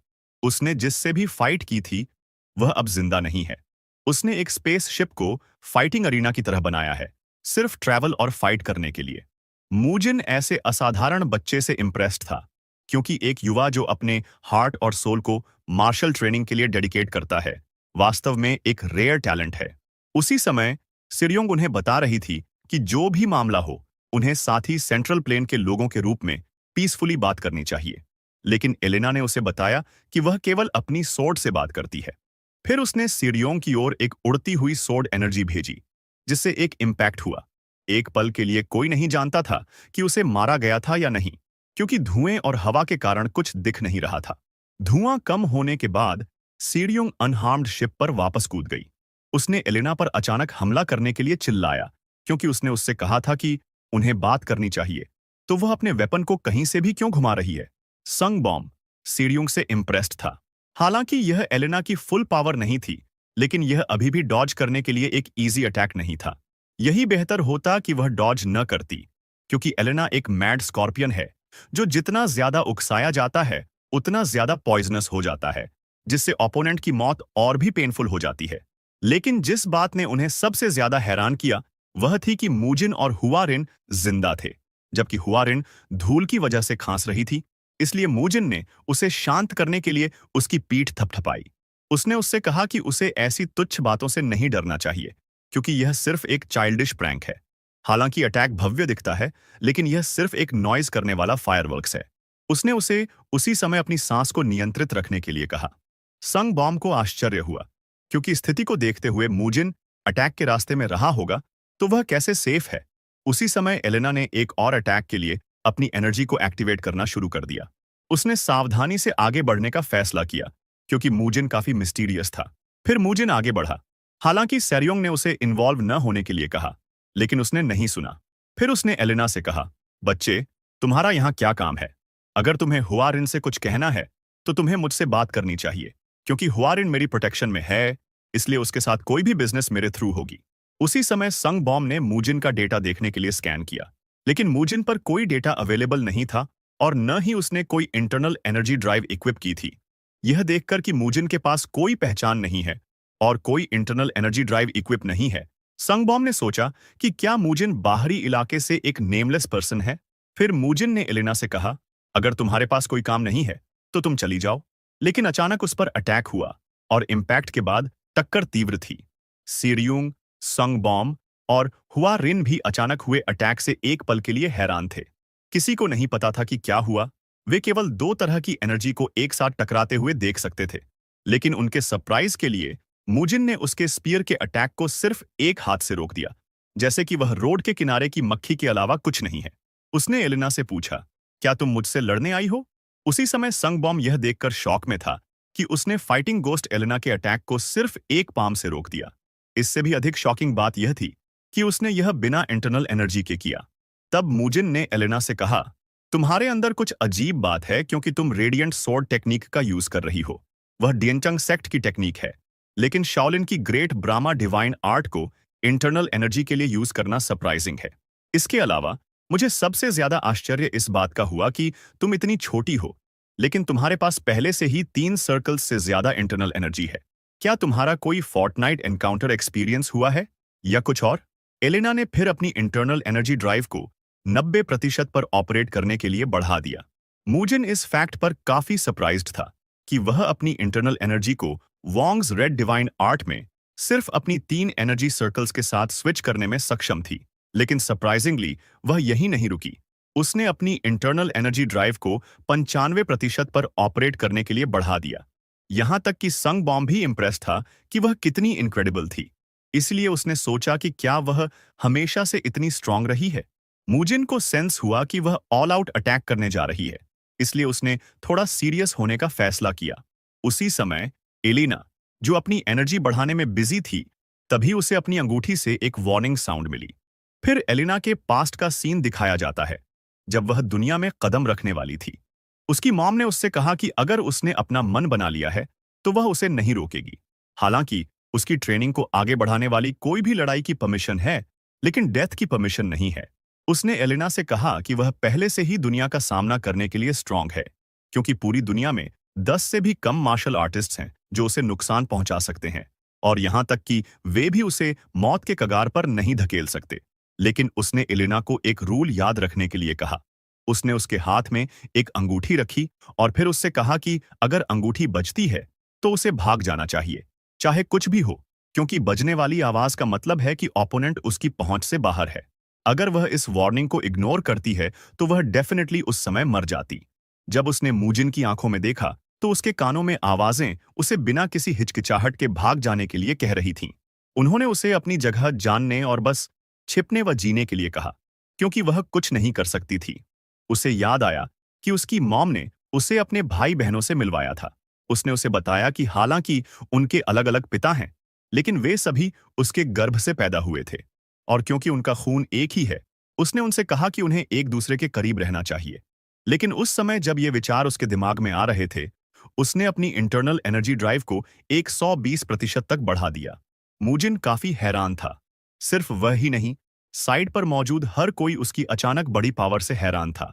सरप्राइजिंगली वह पूरी तरह से एक अधिक पावरफुल बीइंग में ट्रांसफॉर्म हो गई। उसने मूजिन पर अपना स्टाफ फेंका, लेकिन मूजिन ने उसका पहला अटैक डिफ्लेक्ट कर दिया, क्योंकि यह एक सेक्ट की अराजक स्टॉर्म स्वॉर्ड टेक्निक थी। उसने एक और अटैक किया, जो कि कुनलुन सेक्ट का सन और मून ट्विन व्हील था, लेकिन फिर भी वह इसे टालने में सक्षम था। उसकी एनर्जी ड्राइव बढ़कर 125% हो गई। उसके अटैक से फोर्स और बढ़ गया, लेकिन मूजिन ने इसे टाल दिया, क्योंकि वह उसके द्वारा इस्तेमाल की जा रही सभी टेक्निक्स से फेमिलियर था। अब वह डियनचंग सेक्ट की सन पियर्सिंग स्पीयर टेक्निक और फॉलिंग सन ब्लेड टेक्निक का यूज कर रही थी। यह देखकर कि वह अभी भी मूजिन पर अटैक करने में असमर्थ थी, उसने अपनी एनर्जी ड्राइव को बढ़ाकर 140% कर दिया। इस बार उसकी एनर्जी एक ब्लेजिंग स्टॉर्म में ट्रांसफॉर्म हो गई, जो कई अटैक कर रही थी। यह technique dog beating stick technique थी, जो बिगर सेक्ट के ड्रंकन 8 इमॉर्टल स्टेप से संबंधित है, और एसोटेरिक सेक्ट की 4000 रेड नीडल्स भी शामिल थीं। उसके सभी अटैक के बाद कॉम्बो और डिफरेंट टेक्निक्स के कॉम्बिनेशन के बावजूद मूजिन बिना किसी स्ट्रेस के उसके अटैक को डॉज करने में केपेबल था, जैसे कि वह उसके साथ खिलवाड़ कर रहा हो। अब एलेना ने अपनी एनर्जी ड्राइव को 170% तक बढ़ा दिया, लेकिन मूजिन को अब उसके साथ खेलने में कोई इंटरेस्ट नहीं था। फिर उसने अपने हाथ के एक झटके से अटैक किया और उनकी टक्कर से एक ब्लास्ट हुआ। क्षेत्र स्मोक से ढक गया और एक पल के लिए किसी को नहीं पता था कि लड़ाई खत्म हुई है या नहीं। लेकिन उनके आश्चर्य के लिए एलेना अनहार्म्ड बाहर आ गई और उसने इस बार एक और ट्रांसफॉर्मेशन किया। यह एक और वंश की तरह था। फिर उसने पूरी गति से आगे बढ़कर अपनी इंटरनल एनर्जी ड्राइव को 190% पर एक्टिवेट किया और जैसे ही वह अटैक करने वाली थी, मूजिन ने उसे टेलीपैथी के माध्यम से रुकने के लिए कहा। उसने कहा, हालांकि तुम्हारी टैलेंट एडमिरेबल है, लेकिन तुम राइचियसनेस की रेखा को क्रॉस कर गई हो, क्योंकि तुम्हारी अवेकनिंग वूंड्स और डिजायर दिखाती है। इसके अलावा तुम अपने इनर डीमन के थ्रू कंज्यूम हो गई हो। यदि तुम आगे बढ़ना जारी रखती हो तो मेरे पास तुम्हें रोकने के लिए, तुम्हें मारने के अलावा कोई चॉइस नहीं है। मूजिन ने एक एनर्जी सोर्ड समन किया, लेकिन एलेना ने अपनी स्पीड बिल्कुल भी कम नहीं की, क्योंकि उसने तब तक लड़ने का मन बना लिया था जब तक कि उनमें से कोई एक मर न जाए। यानी यह एक लाइफ और डेथ का ड्यूअल था। लेकिन क्योंकि एलेना ने अपना अटैक नहीं रोका, मूजिन ने अपनी एनर्जी सोर्ड स्विंग की और उसकी अटैक से अंधा कर देने वाली लाइट निकली। एलेना की शिप, जिस पर वे थे, मूजिन के एक अटैक से एक्सप्लोजन हो गई और उसकी टेरिफाइंग पावर के कारण वह शिप ब्लास्ट हो गया। ग्रीनवुड शिप के ऑपरेटर को अपनी आंखों पर यकीन नहीं हो रहा था, क्योंकि एक ऐसी पावर जो फोटोन कैनन से भी अधिक पावरफुल थी, अचानक हुए ब्लास्ट के कारण उन्हें शॉक्ड कर गई। संग बॉम्ब फिर अपने शिप पर, अपने इनिशियल टेलीपोर्टेशन स्पॉट पर वापस टेलीपोर्ट हो गया, लेकिन वह हेविली इंजर्ड हो गया था और मुश्किल से अपनी जान बचा पाया, क्योंकि वह शिप पर था जब यह ब्लास्ट हुआ। वह खड़ा हो गया और शिप ऑपरेटर से कहा कि उसके बारे में चिंता न करें, क्योंकि वह अभी भी जीवित है। लेकिन अगर टेलीपोर्टेशन 0.1 सेकंड भी देर से हुआ होता तो वह एक्सप्लोडेड शिप के मलबे पर उसी समय टुकड़ों में फट गया होता। सिरयुंग ने मूजिन से पूछा, क्या तुम पागल हो? तुमने लगभग हम सभी को मार ही दिया था। उसने कहा, तुम्हें कुछ रिस्ट्रेंट रखना चाहिए, क्योंकि अतीत में भी कोई अपने सही होश में ऐसा नहीं करेगा। मूजिन ने अपने मुंह से बहते खून के साथ जवाब दिया, रिस्ट्रेंट कोई ऑप्शन नहीं था। वह खड़ी हो गई और यह देखकर शॉक्ड थी कि उसे चोट लगी थी। मूजिन ने उसे बताया, यह चोट इसलिए लगी क्योंकि मैंने एक ऐसी पावर का सामना किया जो मेरे अनुमान से अधिक पावरफुल थी। वे दोनों एलेना के फ्लोटिंग बॉडी को उसकी बिखरी हुई ढाल और टूटे हुए इक्विपमेंट के साथ देखते हैं। सिरयोंग ने फिर मूजिन से पूछा, क्या वह मर गई है? उसने जवाब दिया, नहीं, वह अभी मरी नहीं है। एक स्ट्रॉन्ग पावर ने उसकी रक्षा की है। वह इतना ब्यूटीफुल था मानो कोई एंजल हेवन से नीचे आया हो। सेरियोंग उसे देखकर सरप्राइज थी, क्योंकि वह वेस्ट हेवन सोर्ड की मेट्रन है और संग बॉम्ब और एलेना की मॉम है। कुछ समय बाद एलेना को रिकवरी के लिए लिक्विड में रखा गया था, जबकि मूजिन और बाकी लोग उसके पीछे खड़े थे। संग बॉम्ब अपनी मॉम के प्रति रिस्पेक्ट दिखाते हुए घुटनों के बल पर था। उसने विनम्रता से कहा, मैं नहीं जानता था कि आप आएंगी, इसलिए मेरी लॉयल्टी और फीलियल पायटी की कमी के लिए मुझे दंडित करें। लेकिन उसने कहा, इस समय तुम्हारी ओपिनियन की जरूरत नहीं है, इसलिए बिहेव ऐसे करो जैसे कि तुम यहां नहीं हो। फिर उसने मूजिन का अभिवादन किया और कहा, मैं वेस्ट हेवन सोर्ड की मेट्रन हूं। संग बॉम्ब यह देखकर सरप्राइज्ड था कि उसकी मॉम न केवल उसे बल्कि सरयोंग को भी सम्मान दे रही थी। वह विश्वास नहीं कर सका कि वेस्ट हेवन सोर्ड मेट्रन इतनी कर्टसी दिखा रही है। मेट्रन ने मूजिन से कहा, तुमने इंटरफियरेंस करके मार्शल आर्ट के ड्यूलिंग कोड का वायोलेशन किया है, क्योंकि मैं फैमिलियल अफेक्शन से प्रेरित थी। फिर उसने कहा, यदि तुम चाहो तो मैं माफी के तौर पर अपना हाथ काट दूंगी। लेकिन मूजिन ने कहा, तुम्हारे हाथ की कोई जरूरत नहीं है। फिर उसने पूछा, क्या एलेना तुम्हारी डॉटर है? लेकिन सिरयोंग ने तुरंत कहा, रिस्पेक्टफुली बात करो, क्योंकि वह वेस्ट हेवन सोर्ड मेट्रन है। मेट्रन ने जवाब दिया, हाँ, वह मेरी डॉटर है। मूजिन ने कहा, अगर ऐसा है तो तुम्हारा इंटरफियर करना कोई बुरा ऑप्शन नहीं था, क्योंकि फैमिली ड्यूलिंग कोड पर प्रेफरेंस लेता है। सिरयोंग ने फिर कहा, रिस्पेक्टफुली बात करो, क्योंकि वह वुमन 5 इमॉर्टल्स में से एक है। वेस्ट हेवन सोर्ड मेट्रन का टेम्पर बहुत बुरा है और वह घूरकर किसी को भी 2 टुकड़ों में स्प्लिट कर सकती है। लेकिन उसके आश्चर्य के लिए मेट्रन अपने घुटनों पर माफी मांगने चली गई। कुछ घंटों बाद शिप के बाहर मेट्रन ने मूजिन से कहा, मुझे सही रीजन नहीं पता कि मेरी डॉटर की कंसाइसनेस अभी तक ठीक क्यों नहीं हुई है। इसके अलावा यह भी कंफर्म हुआ कि जिस स्थान से वह लड़ने के लिए आ रही थी वह माउंट हा था। शायद उसे एस डेविल शिप पर अटैक करने के लिए वहां नियुक्त किया गया था। हालांकि उसने मूजिन को बताया, तुमने पहले जो मार्शल आर्ट का प्रदर्शन किया था वह डेमन हार्टसुरा स्वॉर्ड टेक्निक लग रही थी। इसलिए उसने पूछा, क्या तुम्हारा हेवनली डेमन सेक्ट से कोई संबंध है? मूजिन ने उत्तर दिया, मुझे नहीं पता, लेकिन पास्ट में डेफिनेटली एक डीप कनेक्शन था। समय बीत चुका है। समय सबसे स्ट्रांग बॉन्ड को भी नष्ट कर देता है, जैसे कि वे लोहे के थे, और जीवन से भी प्यारे संबंधों को भंग कर देता है। मेट्रन ने बिना कुछ कहे उसे देखा और खुद से कहा, वास्तव में मूजिन एक एक्स्ट्रॉर्डिनरी फिगर है। ची और इंटरनल एनर्जी दोनों मार्शल आर्ट में पूरी तरह से रिफाइंड हैं और आर्टिफिशियलिटी का कोई ट्रेस भी नहीं है। ऐसी स्टेट केवल मार्शल आर्ट के पीक पीरियड के दौरान ही अचीव की जा सकती है। सरप्राइज की बात यह है कि वह अपने शुरुआती 20 में प्रतीत होता है, इसलिए उसने सोचा कि शायद यह रिजुविनेशन का रिजल्ट हो सकता है। फिर उसने कहा, क्या मैं आपसे कुछ रिक्वेस्ट कर सकता हूं? मूजिन ने उत्तर दिया, क्या आप एक सीरियस फाइट का प्रस्ताव दे रहे हैं? मेट्रन उसकी करेक्ट डिडक्शन पर सरप्राइज थी। उसने कहा, अगर आप पोलाइट हो रहे हैं, लेकिन आपके द्वारा कहा गया हर वर्ड मर्डरर इंटेंट से लगता है, जैसे एक सोर्ड को फ्लिंट स्टोन पर तेज किया जाए तो वह और भी तेज होता जाता है। उसने उससे कहा, तुम्हारे ईयर्स बहुत शार्प हैं, जिससे तुम मेरी छोटी विस्परिंग भी पकड़ सकते हो।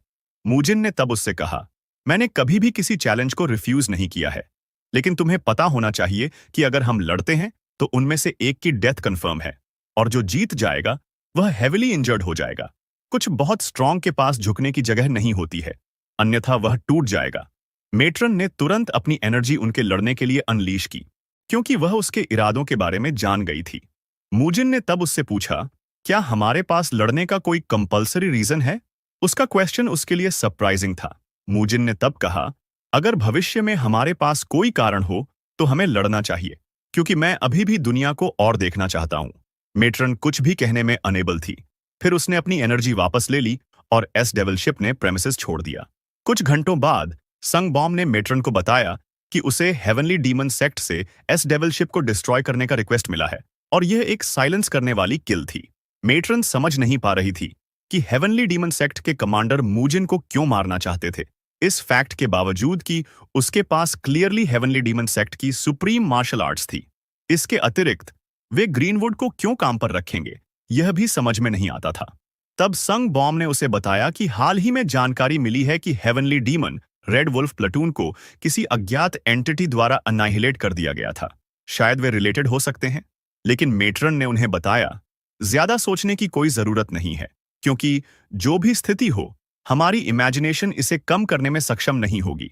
उसने उससे कहा, मैं आशा करती हूं कि तुम कम से कम यह साबित कर सकोगे कि तुम एस डेविल के शिप की मूवमेंट पर पूरी तरह नजर रख सकते हो और रिपोर्ट कर सकोगे। संग बॉम ने चिंता न करने के लिए कहा, क्योंकि ग्रीनवुड के लोग खुद को ट्रैकिंग में दुनिया में बेस्ट मानते हैं। मेट्रन ने कुछ पल के लिए बिना कुछ कहे उसे देखा, फिर कहा, मैं तुम पर बिलीव करूंगी, लेकिन इंटरफियर किए बिना उनका पता लगाना चाहिए, क्योंकि मैं नहीं चाहती कि मेरा बच्चा छोटिल हो। संग बॉम उसके मीठे शब्दों से खुश हो गया, लेकिन वह रुकी और फिर कहा, अरे वैसे तुम्हारा नाम क्या है?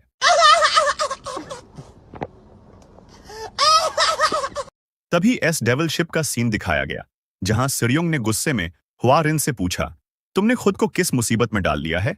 तुमने ऐसा क्या किया कि तुम ग्रीनवुड और 8वीं फुट फाइटिंग गोस्ट एलेना के साथ शामिल हो गई, और उसके ऊपर तुमने वेस्ट हेवन स्वॉर्ड मेट्रन को भी शामिल कर लिया? वह बोली, तुमने क्या किया? क्या तुमने दुनिया को पलट दिया? कुछ मिनट बाद जब चीजें फाइनली शांत हो गईं, तो वे एक टेबल के चारों ओर बैठ गए। हुआ रिन ने उन्हें परेशान करने के लिए माफी मांगी। उसने उनसे कहा, मैं ईमानदारी से नहीं जानती कि वे सभी मेरे पीछे क्यों हैं। जब मैं अपने टूर को फिनिश करने के बाद अपने होम टाउन माउंट हुआ में लौटी तो सब कुछ अलग हो गया। क्लियरली मेरे होम टाउन में लोग अभी भी वही लोग थे, लेकिन हर कोई मुझे मारने की कोशिश कर रहा था। और इधर उसी समय मूजिन सुअर की तरह स्नैक्स ठूंस रहा था। सिरियोंग ने संजा से पूछा, क्या तुम समझती हो कि हुआरिन क्या कह रही है? क्योंकि मुझे नहीं पता कि वह क्या कह रही है, लेकिन संजा को भी उसे समझने में प्रॉब्लम हो रही थी। अचानक रॉबर्ट ने टेबल पर हाथ पटका और उससे कहा, क्या तुमने अभी माउंट हुआ कहा? क्या तुम्हारा मतलब माउंट हुआ प्लैनेट है? मेरा होम टाउन माउंट हुआ है। इसलिए उसने उससे कहा, तुम तुरंत मुझे बताओ कि माउंट हुआ के साथ क्या हुआ। लेकिन हुआरिन अब अपनी डिस्गस्ट को रोक नहीं सकी, क्योंकि मूजिन सुअर की तरह चबा रहा था। और उसी समय उस रूम में जहां एलेना का इलाज किया जा रहा था, वहां एलेना जागने के बाद ट्यूब से बाहर आ गई और खांसते हुए अपनी सांस पकड़ने की कोशिश कर रही थी। तब मेट्रन ने एलेना से पूछा, माउंट हुआ पर क्या हुआ था? उसी समय वाइल्ड क्रेन इन में वैंग ने मूजिन और एलेना की लड़ाई का वीडियो देखा। वे सभी इस तरह के इंसेन बैटल से सरप्राइज्ड थे। तब उसे याद आया कि सीरियोंग ने उससे पूछा था कि 2000 साल पुरानी मार्शल आर्ट मैन्युस्क्रिप्ट का पूरा कलेक्शन कितना मूल्य का होगा, अगर वे सभी वैल्यूएबल हैं और सभी ओरिजिनल और एस रैंक का है। उस समय वांग ने खुद से कहा, अगर सिरियोंग ने जो कहा वह सच है। फिर सीन शिफ्ट होता है और हेवनली डीमन सेक्ट डिस्ट्रिक्ट 32 में जोंग रीतक का सीन दिखाया जाता है, जहां रीतक को अपनी आंखों पर विश्वास नहीं हुआ जब उसने मूजिन और एलेना की लड़ाई का वीडियो देखा। उसे कोई अंदाजा नहीं था कि क्या हो रहा है। उसी समय किसी ने उससे कहा, आपको क्या लगता है, क्या यह एक फेमिलियर मार्शल आर्ट नहीं है?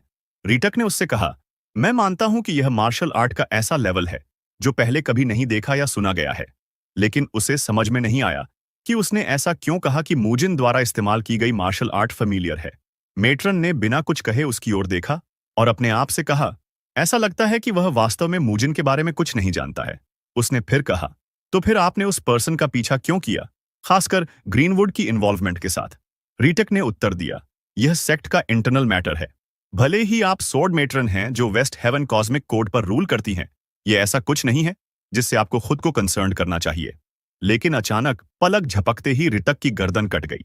कट इतना तेज था कि उसे यह महसूस करने में कुछ समय लगा कि उसे काटा गया है। हालांकि ब्लड बह रहा था, यह उसकी गर्दन का गहरा घाव नहीं था। उसने पूछा, क्या आप हेवनली डीमन सेक्ट के अगेंस्ट वॉर की घोषणा कर रही हैं? उसने मुस्कुराते हुए उत्तर दिया, क्या आपको लगता है कि मैं सभी लोगों के रक्तपात से डर जाऊंगी? उसके शब्दों ने रीटक को याद दिलाया कि वह एक ऐसी वुमन है जिसने मार्शल आर्ट के प्रति अपने ऑब्सेशन के कारण अपने ही बच्चों को डिवावर कर लिया। वह प्रॉफिट और लॉस के आधार पर कार्य करने वाली नहीं थी। मेट्रन ने अपनी सोर्ड की एनर्जी एक्टिवेट कर दी, ऐसी फिरोशियस लेकिन केपेबल एनर्जी जो ओशन को स्प्लिट करने और माउंटेन को काटने में सक्षम है। उसने फिर कहा, मुझे जवाब दो या मर जाओ।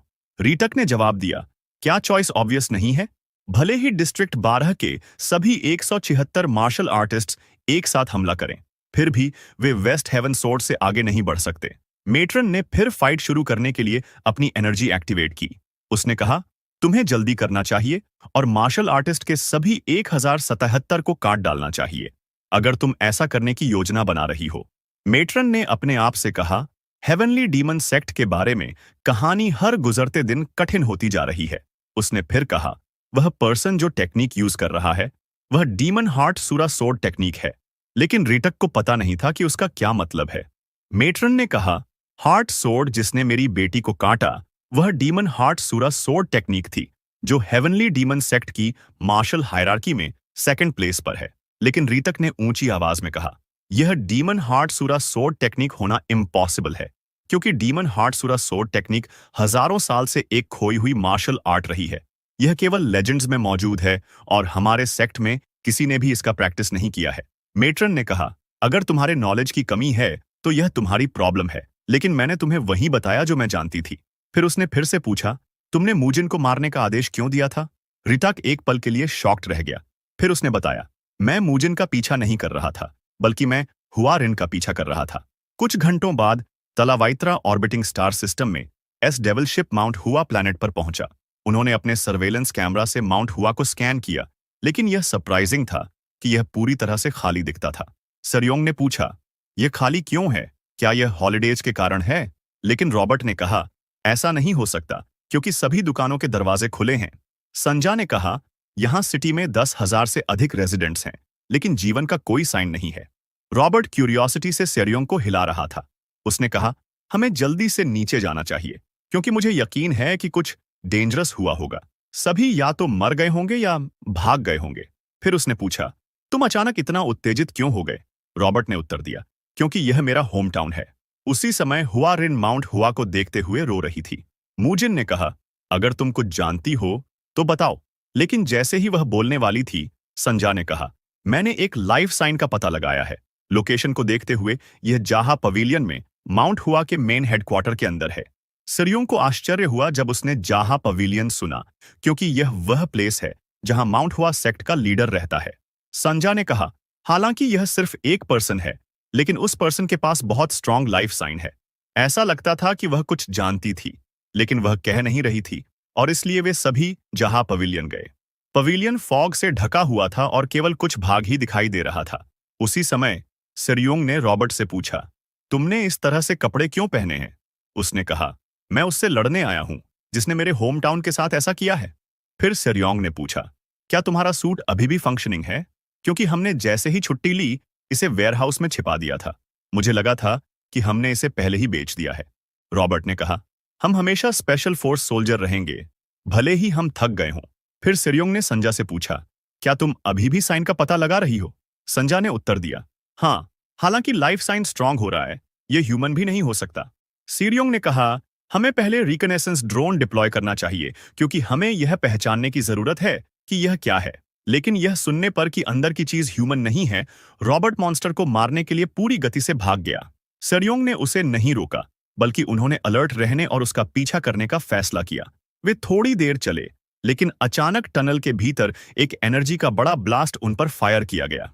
ऐसी आग की पावर ने उनकी जान ले ली होती, लेकिन मूजिन उन्हें बचाने के लिए काफी तेज था। सीढ़ियों को पता नहीं था कि यह क्या था, लेकिन उसे सबसे ज्यादा सरप्राइज इस बात का था कि मूजिन ने उसे जमीन पर कैसे फेंक दिया। फिर वे उस प्लेस पर गए जहां रॉबर्ट था। रॉबर्ट आग में ढका हुआ था क्योंकि उसने भी अटैक को ब्लॉक किया था। सीढ़ियों को पता नहीं था कि वह जीवित है या मर चुका है, क्योंकि वह हिल नहीं रहा था। तब उसने संजा से पूछा, क्या वह मर चुका है? संजा ने उत्तर दिया, नहीं, वह ठीक है। लकीली कॉम्बैट सूट ने अपना काम किया है और वह शायद इसलिए जवाब नहीं दे रहा है क्योंकि वह बहुत डरा हुआ है। मूजिन अकेला खड़ा था, ऊपर देख रहा था कि खिलते हुए फूलों की तरह कुछ था जो अचानक रूम में भर गया। उसके सामने एक आदमी था जो बहुत ही टेरिफाइंग अमाउंट में एनर्जी रिलीज कर रहा था, लेकिन मूजिन कुछ भी कहे बिना शांत खड़ा रहा। फिर सेरियोंग ने संजा से पूछा, क्या वह आदमी लाइफ साइन का सोर्स है? संजा ने उत्तर दिया, हाँ, अगर डेटा सही है तो वह आदमी माउंट हुआ सेक्ट का लीडर है, जिसे flourishing blossom sword sovereign Yong Jokson के रूप में जाना जाता है। मूजिन ने कहा, फैक्ट यह है कि पाम ब्लॉसम गर्मी से खिलते हैं। इसका मतलब है कि उन्होंने palm blossom heavenly fragrance heart technique के पीक को अचीव कर लिया है, लेकिन उसे नहीं पता था कि पाम ब्लॉसम पर्पल कलर में क्यों खिले हैं। फिर उसने अनुमान लगाया, plum blossom heavenly fragrance technique purple mist divine art के साथ मिक्स हो गई है। अगर ऐसा है तो चीजें अच्छी नहीं लग रही हैं। उसी समय हुआरिन रो रही थी क्योंकि वहां जो आदमी था वह उसका फादर था, और रेफरेंस के तौर पर हम माउंट हुआ के लीडर को उसके नाम से बुलाएंगे, योंग जोक्सान। फिर सेरियोंग ने मूजिन से पूछा कि योंग को क्या समस्या है और वह ऐसी स्थिति में क्यों है। मूजिन ने उत्तर दिया कि plum blossom heavenly fragrance heart technique extreme yang का प्रतीक है, जबकि purple mist divine art extreme yin का प्रतीक है। इस प्रकार माउंट हुआ के एल्डर भी केवल एक को ही मास्टर कर सकते हैं। वह ऐसा था जैसे कि यदि एक्सट्रीम यांग फायर है और एक्सट्रीम यिन वाटर है तो क्या होगा यदि वे मिक्स्ड हों। उसने उसे बताया कि जब एक मार्शल आर्टिस्ट की इच्छाएं अपनी लिमिट को ब्रेक कर जाती हैं तो एक डीमन उसके हार्ट में रूट जमा लेता है। बात करते समय उसने फाइट की तैयारी के लिए अपने हाथ में अपनी एनर्जी को एक्टिवेट कर दिया। उसने सीरियोंग से कहा कि वहां बैठा पर्सन अब ह्यूमन नहीं है, इसलिए उसे दूसरों को लेकर भाग जाना चाहिए क्योंकि लड़ाई आसान नहीं होगी, यहां तक कि वह उनकी सेफ्टी की गारंटी नहीं दे सकता। लेकिन हुआरिन ने उसकी बात नहीं सुनी, वह तुरंत अपने फादर की ओर भागी। हालांकि सेरियोंग ने उसे रोकने की कोशिश की, लेकिन उसके लिए पहले ही बहुत देर हो चुकी थी। उसी समय मूजिन ने सबसे खराब स्थिति के लिए प्रिपेयर होने के लिए अपनी एनर्जी को एक्टिवेट कर दिया। संजा भी देख रही थी कि क्या हो रहा है और वह निश्चित थी कि यह डेंजरस था। लेकिन जैसे ही टाइमर 18 घंटे पर पहुंचा, मुझे नहीं पता कि इसका क्या मतलब है। हालांकि उसने अपनी पार्टनर को कसकर गले लगाया। किसी को नहीं पता था कि क्या हो रहा था, क्योंकि जैसे ही उसने उसे गले लगाया सब कुछ बदल गया। जोक्सान ने भी उसे गले लगाया। सेरियोंग सोच रही थी कि क्या चल रहा है। संजा ने स्पीकर के थ्रू से उसे बताया कि वर्ल्ड नॉर्मल हो गई है, लेकिन सेरियोंग को पता नहीं था कि वह किस बारे में बात कर रही थी। इसलिए संजा ने उसे फिर से बताया कि चीजें नॉर्मल हो गई हैं, क्योंकि वह अब सड़क पर लोगों को देख सकती है और जो लोग डिसअपियर हो गए थे वे सभी एक साथ अपीयर हो गए। फिर कुछ घंटों बाद एक पर्टिकुलर शॉप में रॉबर्ट, संजा और सेरियोंग एक टेबल पर थे। सेरियोंग चारों ओर देख रही थी। फिर उसने संजा से कहा, तुमने कहा था कि माउंट हुआ में कोई लोग नहीं थे, फिर हम अब लोगों को क्यों देख रहे हैं? या बायो स्कैनर खराब था? संजा ने ड्रिंक पीते हुए जवाब दिया, क्या तुम्हें याद नहीं कि हम दोनों ने मिलकर इसकी चेकिंग की थी? स्कैनर नॉर्मल था, अब भी यह नॉर्मल है, लेकिन यहाँ लोगों में कुछ गड़बड़ है। उनकी सारी इंटरनल एनर्जी पूरी तरह से खत्म हो गई है। सभी बच्चे और एडल्ट समान हैं।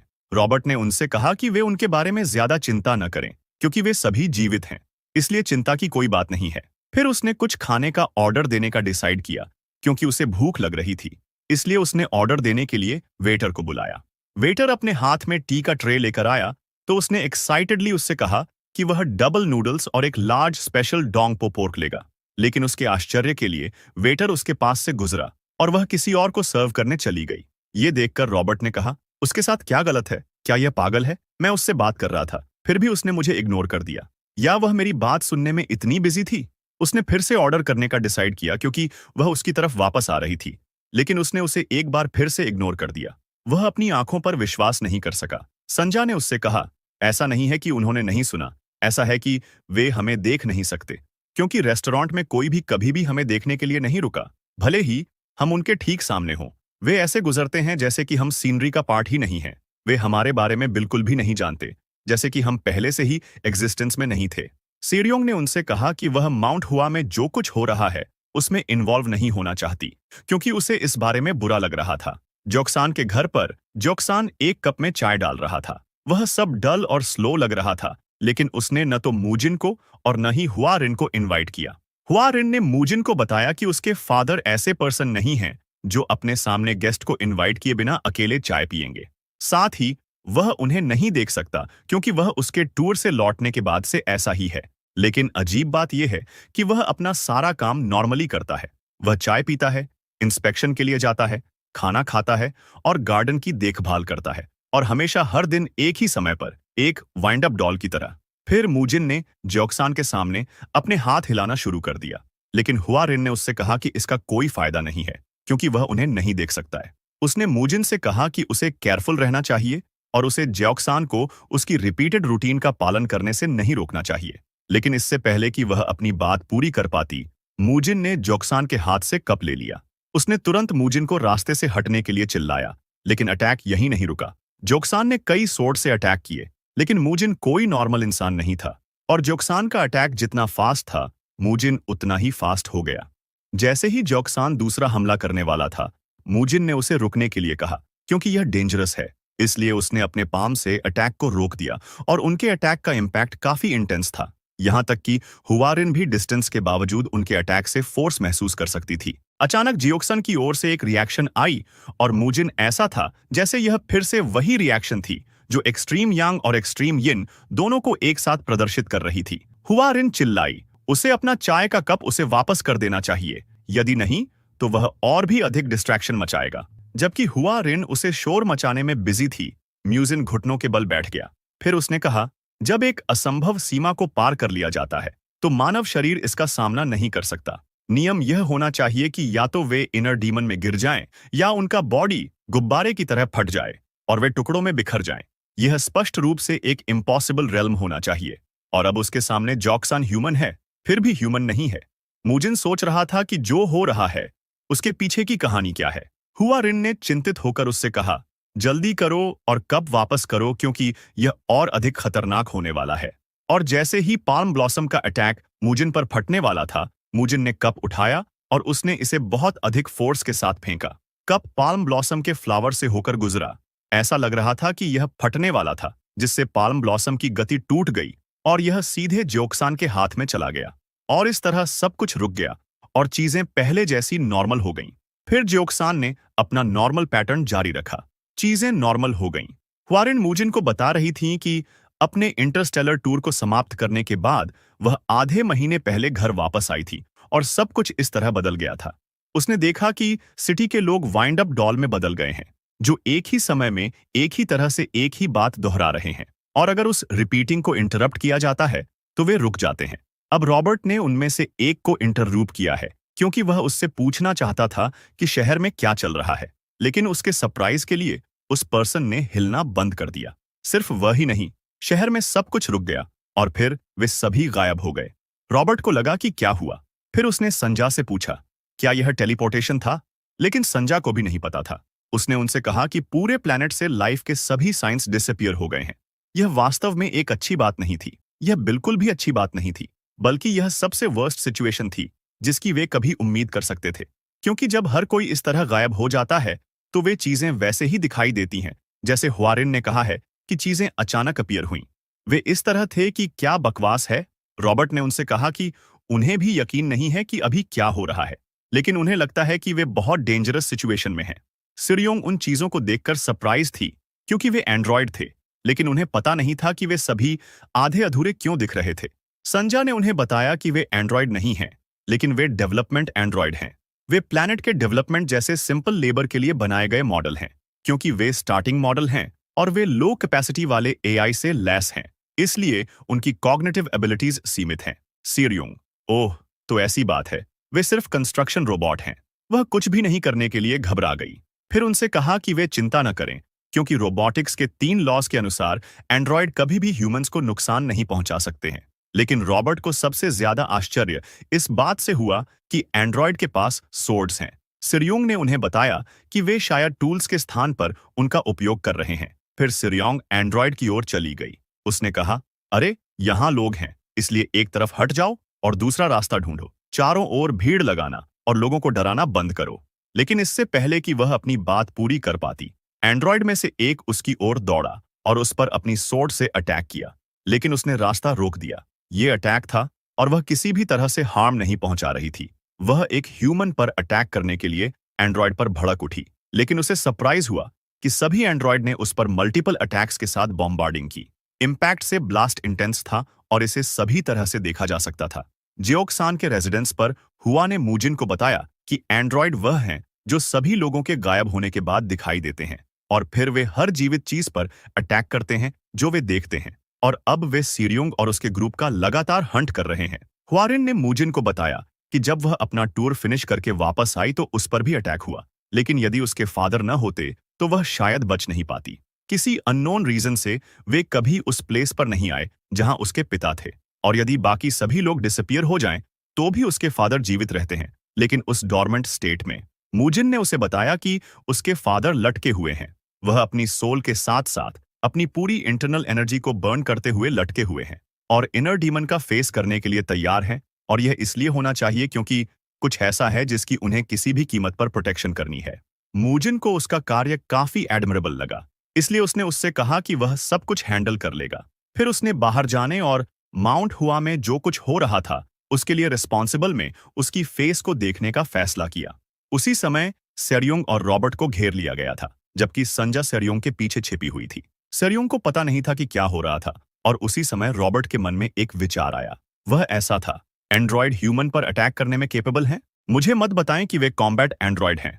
और एंड्रॉयड्स ने उन्हें घेर लिया और वे अटैक करने के लिए आगे बढ़े। सिरयोंग ने तुरंत संजा से कहा कि वह उन्हें कसकर पकड़े रखे और उनके अटैक्स को रोकते हुए अच्छी तरह से छिप जाए, लेकिन उसे सरप्राइज हुआ कि एंड्रॉयड्स को मार गिराया जा रहा था और वे सभी फट गए। जिस पर्सन ने अटैक किया वह रॉबर्ट था। उसने उनसे कहा कि वे एंड्रॉयड नहीं हैं, बल्कि वे लोहे के गैंगी हैं। बस आपको बता दूं कि गैंगी रीइंकार्नेटेड क्रॉप्स या ज़ॉम्बीज हैं, और यहीं पर यह एपिसोड एंड होता है। अगर आपको यह एक्सप्लेनेशन वीडियो पसंद आई है तो लाइक, सब्सक्राइब और नोटिफिकेशन बटन को तोड़ना ना भूलें। आप इस एक्सप्लेनेशन वीडियो के बारे में अपने ओपिनियन भी कमेंट कर सकते हैं।